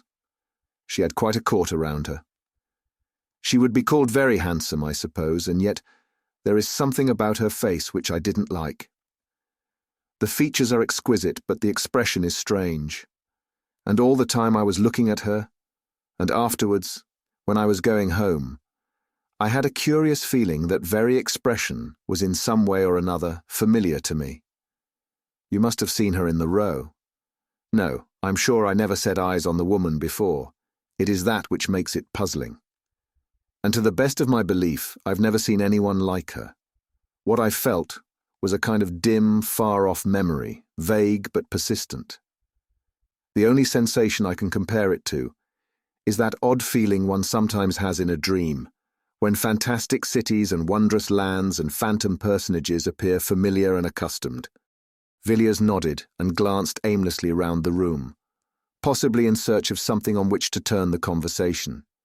His eyes fell on an old chest, somewhat like that in which the artist's strange legacy lay hid beneath a Gothic scutcheon. "Have you written to the doctor about poor Merrick?" he asked. "Yes. I wrote asking for full particulars as to his illness and death. I don't expect to have an answer for another 3 weeks or a month. I thought I might as well inquire whether Merrick knew an Englishwoman named Herbert, and if so, whether the doctor could give me any information about her. But it's very possible that Merrick fell in with her at New York, or Mexico, or San Francisco. I have no idea as to the extent or direction of his travels. Yes, and it's very possible that the woman may have more than one name." "Exactly. I wish I had thought of asking you to lend me the portrait of her which you possess. I might have enclosed it in my letter to Dr. Matthews." "So you might. That never occurred to me. We might send it now. Hark, what are those boys calling?" While the two men had been talking together, a confused noise of shouting had been gradually growing louder. The noise rose from the eastward and swelled down Piccadilly, drawing nearer and nearer, a very torrent of sound, surging up streets usually quiet and making every window a frame for a face, curious or excited. The cries and voices came echoing up the silent street where Villiers lived, growing more distinct as they advanced. And as Villiers spoke, an answer rang up from the pavement. "The West End horrors. Another awful suicide. Full details." Austin rushed down the stairs and bought a paper and read out the paragraph to Villiers, as the uproar in the street rose and fell. The window was open and the air seemed full of noise and terror. "Another gentleman has fallen a victim to the terrible epidemic of suicide which for the last month has prevailed in the West End. Mr. Sidney Crashaw, of Stoke House, Fulham, and King's Pomeroy, Devon, was found, after a prolonged search, hanging dead from the branch of a tree in his garden at 1 o'clock today. The deceased gentleman dined last night at the Carlton Club and seemed in his usual health and spirits. He left the club at about 10 o'clock and was seen walking leisurely up St. James's Street a little later. Subsequent to this, his movements cannot be traced. On the discovery of the body, medical aid was at once summoned, but life had evidently been long extinct. So far as is known, Mr. Crashaw had no trouble or anxiety of any kind. This painful suicide, it will be remembered, is the 5th of the kind in the last month. The authorities at Scotland Yard are unable to suggest any explanation of these terrible occurrences. Austin put down the paper in mute horror. "I shall leave London tomorrow," he said. "It is a city of nightmares." "How awful this is, Villiers." Mr. Villiers was sitting by the window, quietly looking out into the street. He had listened to the newspaper report attentively, and the hint of indecision was no longer on his face. "Wait a moment, Austin," he replied. "I have made up my mind to mention a little matter that occurred last night. It stated, I think, that Crashaw was last seen alive in St. James's Street shortly after 10. Yes, I think so. I will look again. Yes, you are quite right. Quite so. Well, I'm in a position to contradict that statement at all events. Crashaw was seen after that, considerably later indeed. How do you know? Because I happened to see Crashaw myself at about 2 o'clock this morning." "You saw Crashaw? You, Villiers?" "Yes. I saw him quite distinctly. Indeed, there were but a few feet between us." "Where in heaven's name did you see him?" "Not far from here. I saw him in Ashley Street. He was just leaving a house." "Did you notice what house it was?" "Yes, it was Mrs. Beaumont's." "Villiers, think what you are saying. There must be some mistake. How could Crashaw be in Mrs. Beaumont's house at 2 o'clock in the morning?" Surely, you must have been dreaming, Villiers. You were always rather fanciful." "No, I was wide awake enough. Even if I had been dreaming as you say, what I saw would have roused me effectually." "What you saw? What did you see? Was there anything strange about Crashaw? But I can't believe it. It is impossible."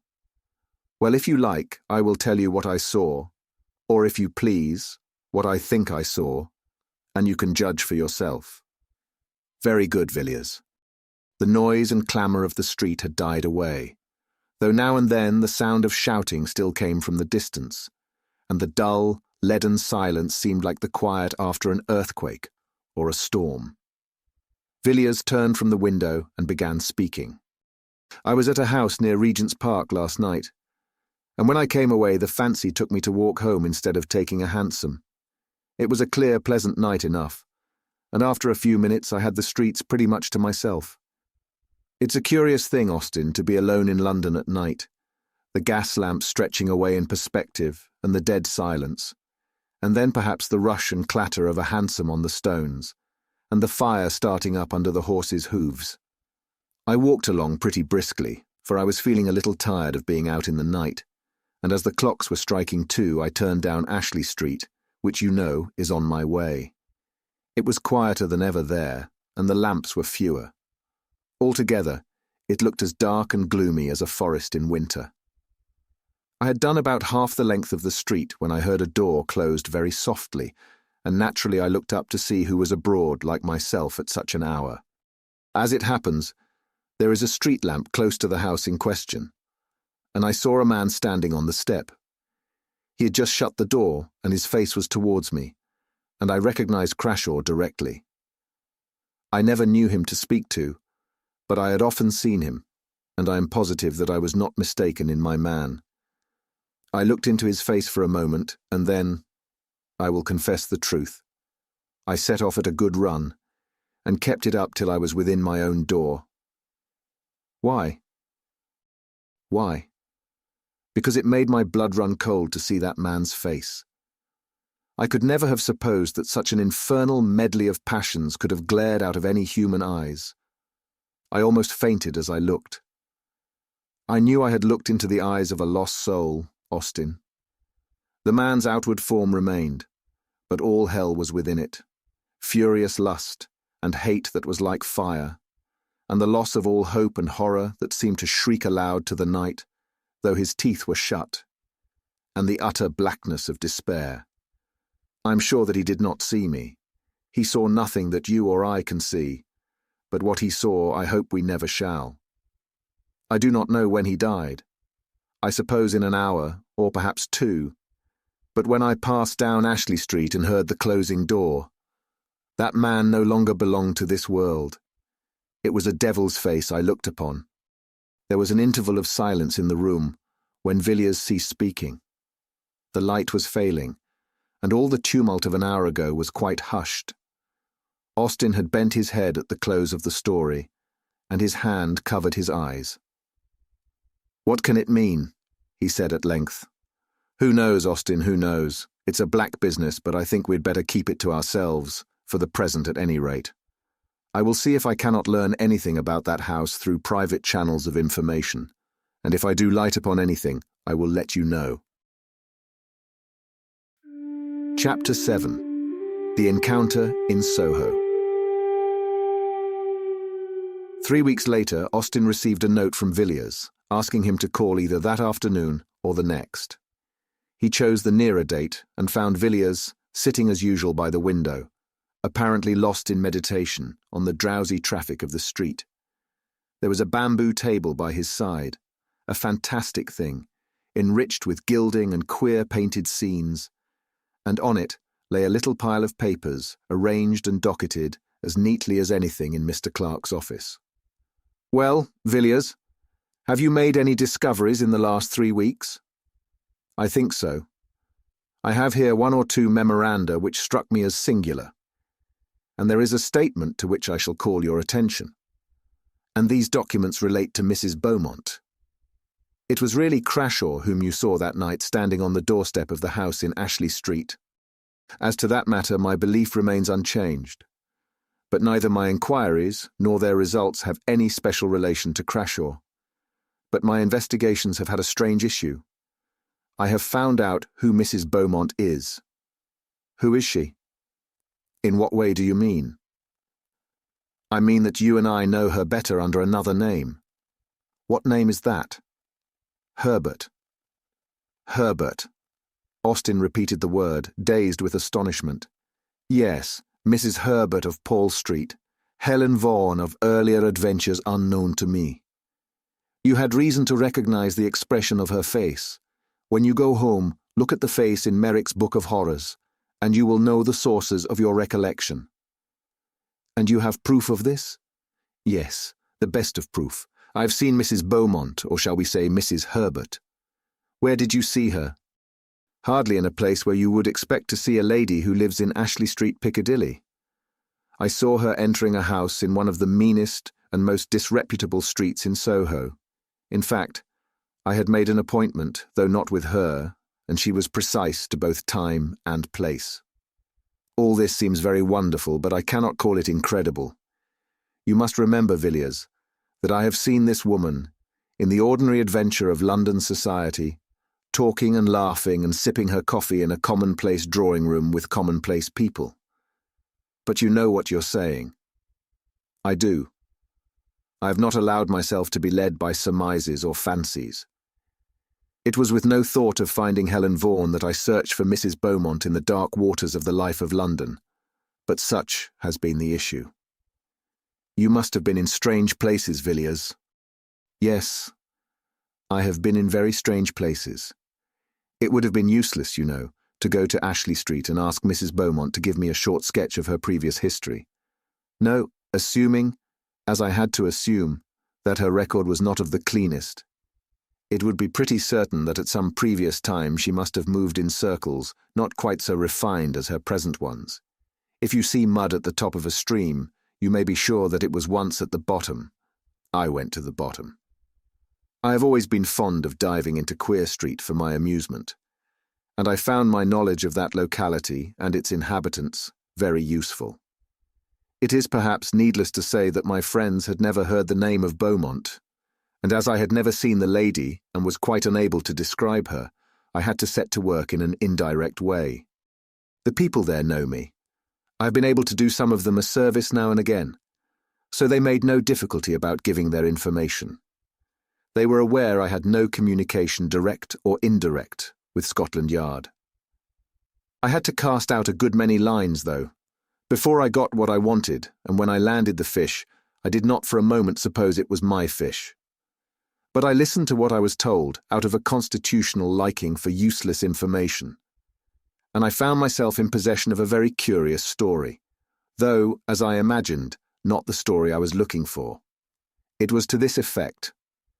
Some 5 or 6 years ago, a woman named Raymond suddenly made her appearance in the neighbourhood to which I am referring.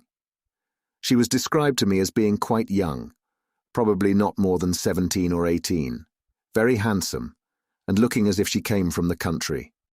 I should be wrong in saying that she found her level in going to this particular quarter, or associating with these people, for from what I was told, I should think the worst den in London far too good for her.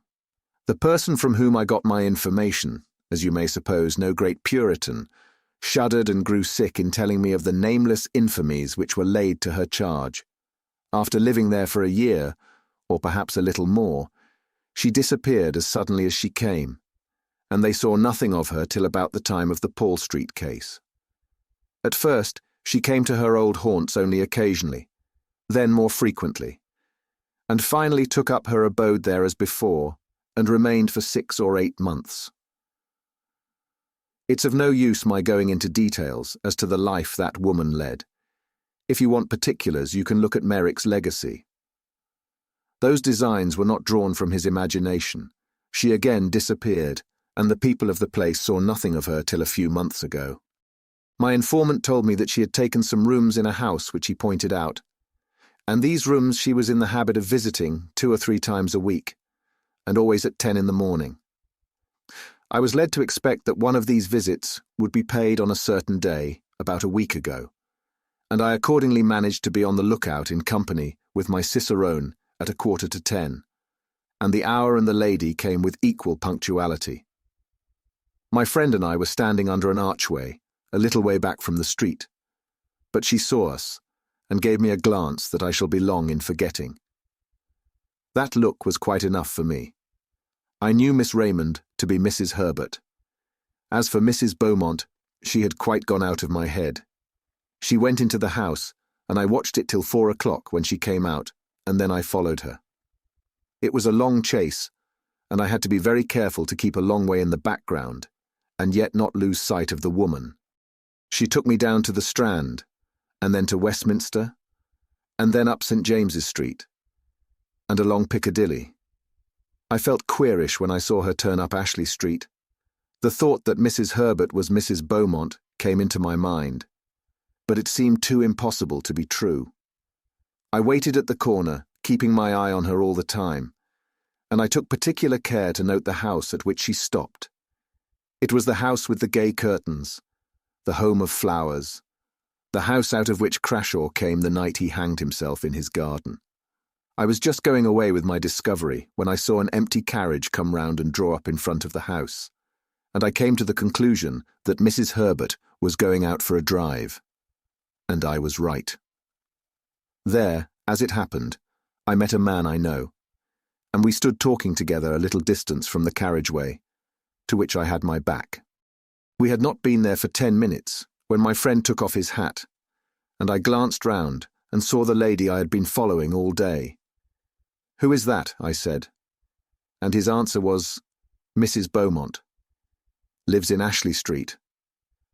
Of course, there could be no doubt after that. I don't know whether she saw me, but I don't think she did. I went home at once, and on consideration, I thought that I had a sufficiently good case with which to go to Clarke. Why to Clarke? Because I am sure that Clarke is in possession of facts about this woman, facts of which I know nothing. Well, what then? Mr. Villiers leaned back in his chair and looked reflectively at Austin for a moment before he answered, "My idea was that Clarke and I should call on Mrs. Beaumont." "You would never go into such a house as that? No, no, Villiers, you cannot do it. Besides, consider, what result?" "I will tell you soon. But I was going to say that my information does not end here. It has been completed in an extraordinary manner. Look at this neat little packet of manuscript. It is paginated, you see, and I've indulged in the civil coquetry of a ribbon of red tape. It has almost a legal air, hasn't it? Run your eye over it, Austin. It is an account of the entertainment Mrs. Beaumont provided for her choicer guests. The man who wrote this escaped with his life, but I do not think he will live many years. The doctors tell him he must have sustained some severe shock to the nerves." Austin took the manuscript but never read it.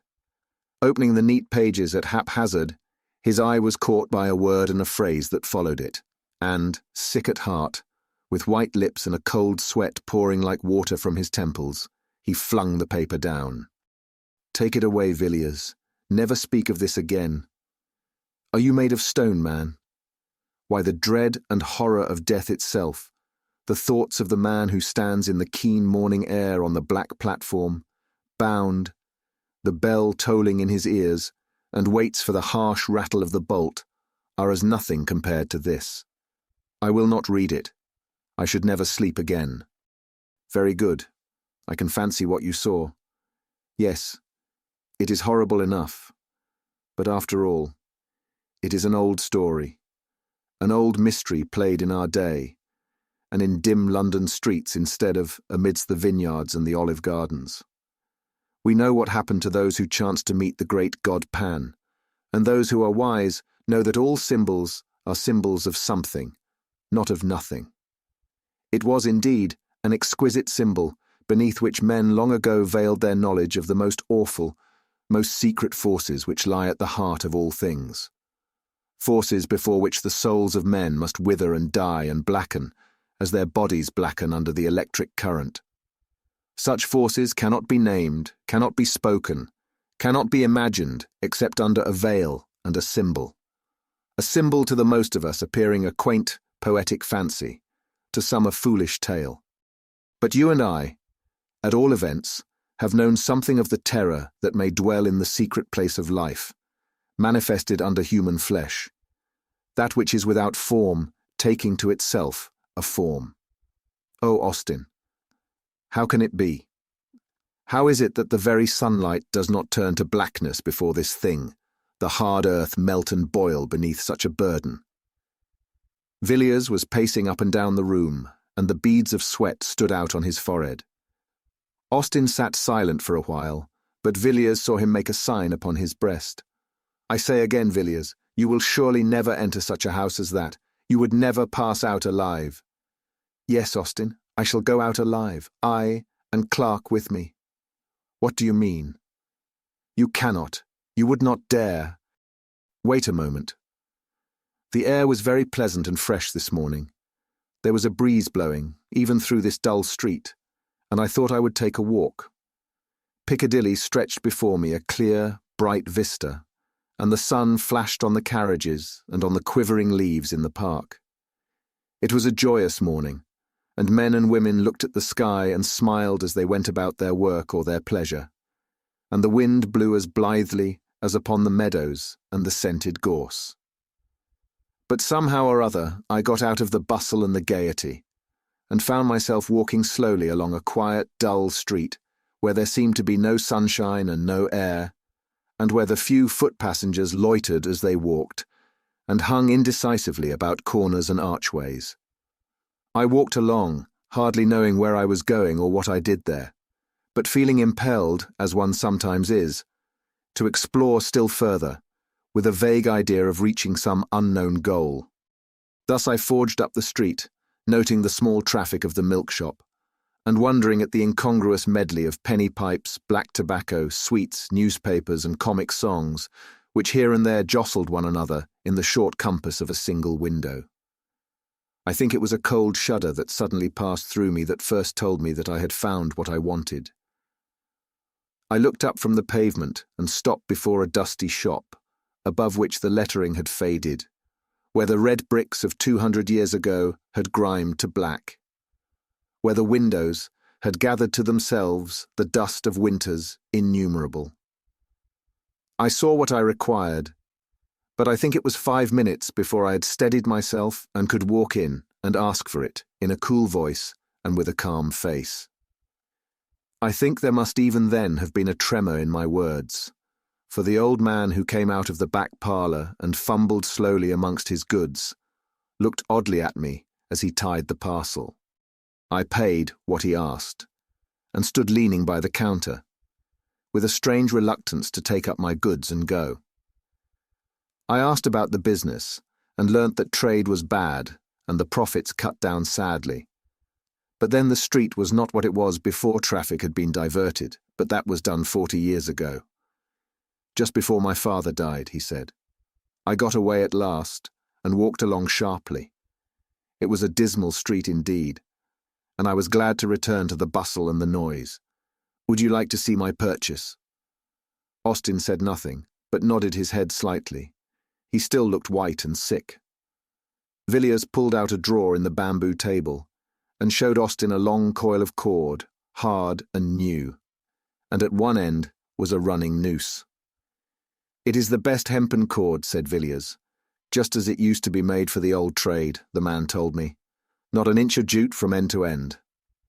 Austin set his teeth hard and stared at Villiers, growing whiter as he looked. "You would not do it," he murmured at last. "You would not have blood on your hands." "My God!" he exclaimed, with sudden vehemence. "You cannot mean this, Villiers, that you will make yourself a hangman?" "No. I shall offer a choice, and leave Helen Vaughan alone with this cord in a locked room for 15 minutes. If when we go in it is not done, I shall call the nearest policeman. That is all. I must go now. I cannot stay here any longer. I cannot bear this. Good night." "Good night, Austin." The door shut, but in a moment it was open again, and Austin stood, white and ghastly, in the entrance. "I was forgetting," he said, "that I too have something to tell. I have received a letter from Dr. Harding of Buenos Aires. He says that he attended Merrick for 3 weeks before his death. And does he say what carried him off in the prime of life? It was not fever. No, it was not fever. According to the doctor, it was an utter collapse of the whole system, probably caused by some severe shock. But he states that the patient would tell him nothing, and that he was consequently at some disadvantage in treating the case. Is there anything more? Yes. Dr. Harding ends his letter by saying, "I think this is all the information I can give you about your poor friend." He had not been long in Buenos Aires, and knew scarcely anyone, with the exception of a person who did not bear the best of characters, and has since left, a Mrs. Vaughan. Chapter 8. The Fragments. Amongst the papers of the well-known physician, Dr. Robert Matheson, of Ashley Street, Piccadilly, who died suddenly of apoplectic seizure at the beginning of 1892, a leaf of manuscript paper was found, covered with pencil jottings. These notes were in Latin, much abbreviated, and had evidently been made in great haste. The MS was only deciphered with difficulty, and some words have up to the present time evaded all the efforts of the expert employed. The date, 25th of July, 1888, is written on the right-hand corner of the MS. The following is a translation of Dr. Matheson's manuscript. Whether science would benefit by these brief notes if they could be published, I do not know, but rather doubt. But certainly I shall never take the responsibility of publishing or divulging one word of what is here written, not only on account of my oath given freely to those 2 persons who were present, but also because the details are too abominable. It is probably that, upon mature consideration, and after weighting the good and evil, I shall one day destroy this paper, or at least leave it under seal to my friend D, trusting in his discretion, to use it or to burn it, as he may think fit. As was befitting, I did all that my knowledge suggested to make sure that I was suffering under no delusion. At first astounded, I could hardly think. But in a minute's time, I was sure that my pulse was steady and regular, and that I was in my real and true senses. I then fixed my eyes quietly on what was before me. Though horror and revolting nausea rose up within me, and an odour of corruption choked my breath, I remained firm. I was then privileged, or accursed, I dare not say which, to see that which was on the bed, lying there black like ink, transformed before my eyes. The skin and the flesh and the muscles and the bones and the firm structure of the human body that I had thought to be unchangeable and permanent as adamant began to melt and dissolve. I know that the body may be separated into its elements by external agencies, but I should have refused to believe what I saw. For here there was some internal force, of which I knew nothing, that caused dissolution and change. Here too was all the work by which man had been made repeated before my eyes. I saw the form waver from sex to sex, dividing itself from itself, and then again reunited. Then I saw the body descend to the beasts whence it ascended, and that which was on the heights go down to the depths, even to the abyss of all being. The principle of life, which makes organism, always remained, while the outward form changed. The light within the room had turned to blackness, not the darkness of night, in which objects are seen dimly, for I could see clearly and without difficulty. But it was the negation of light. Objects were presented to my eyes, if I may say so, without any medium, in such a manner that if there had been a prism in the room, I should have seen no colours represented in it. I watched, and at last I saw nothing but a substance as jelly. Then the ladder was ascended again. Here the MS is illegible. For one instance I saw a form, shaped in dimness before me, which I will not farther describe. But the symbol of this form may be seen in ancient sculptures and in paintings which survive beneath the lava, too foul to be spoken of. As a horrible and unspeakable shape, neither man nor beast was changed into human form. There came finally death. I who saw all this, not without great horror and loathing of soul, here write my name, declaring all that I have set on this paper to be true. Robert Matheson, Doctor of Medicine. Such, Raymond, is the story of what I know and what I have seen. The burden of it was too heavy for me to bear alone, and yet I could tell it to none but you. Villiers, who was with me at the last, knows nothing of that awful secret of the wood, of how what we both saw die lay upon the smooth, sweet turf amidst the summer flowers, half in sun and half in shadow, and holding the girl Rachel's hand, called and summoned those companions, and shaped in solid form, upon the earth we tread upon, the horror which we can but hint at, which we can only name under a figure.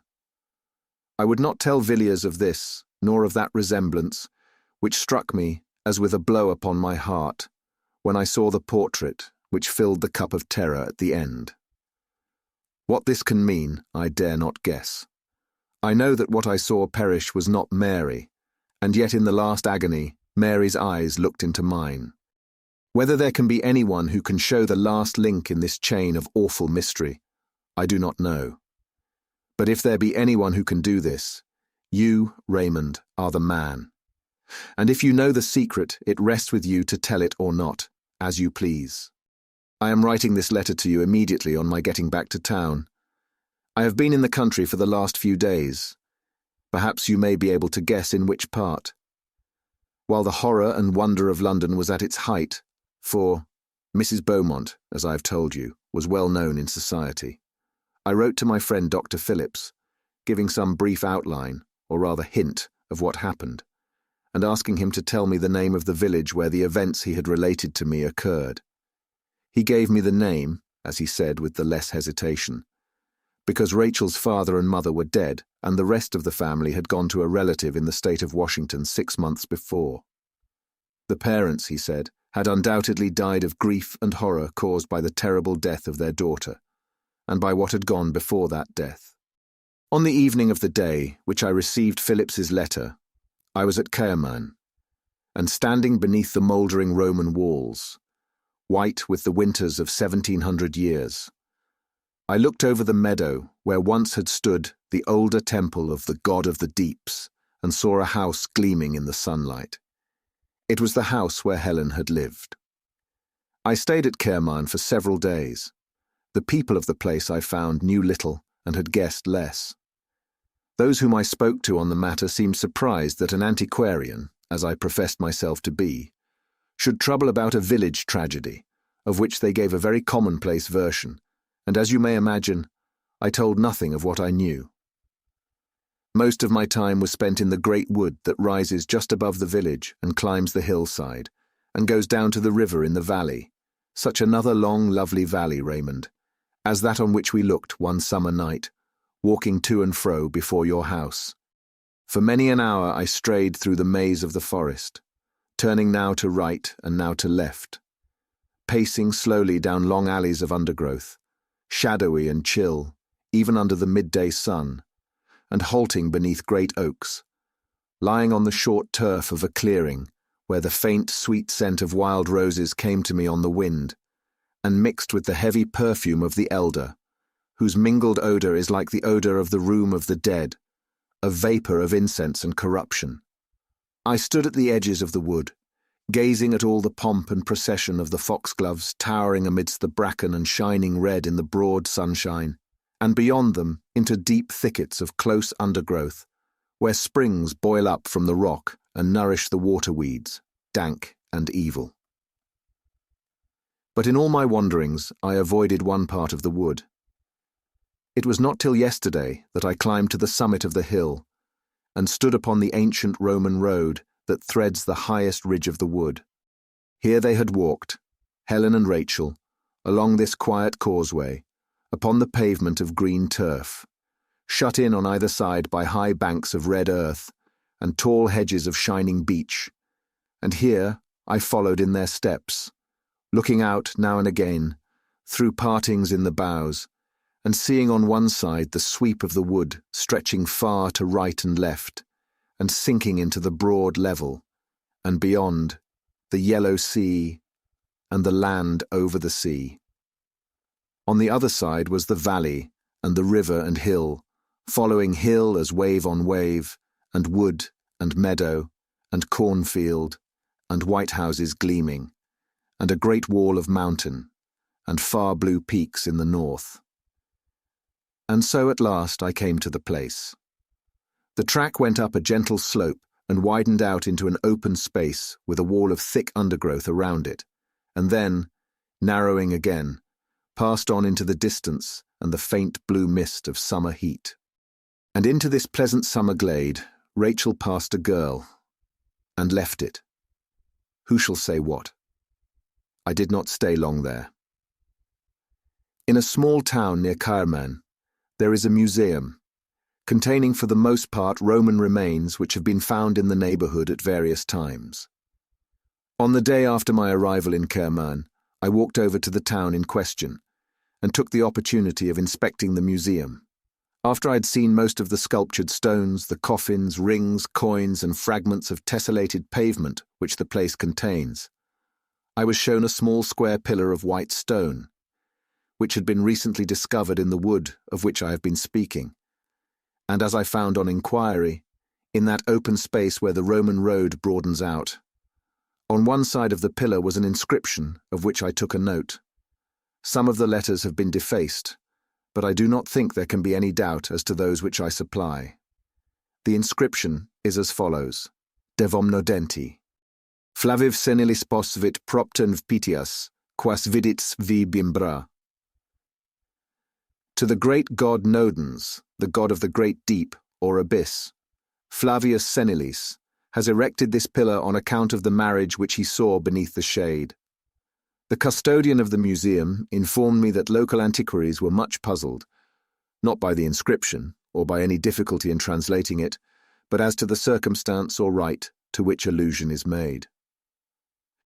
And now, my dear Clarke, as to what you tell me about Helen Vaughan, whom you say you saw die under circumstances of the utmost and almost incredible horror.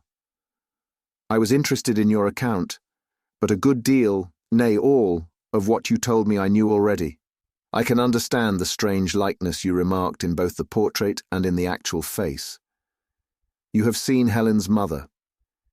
You remember that still summer night so many years ago, when I talked to you of the world beyond the shadows, and of the god Pan.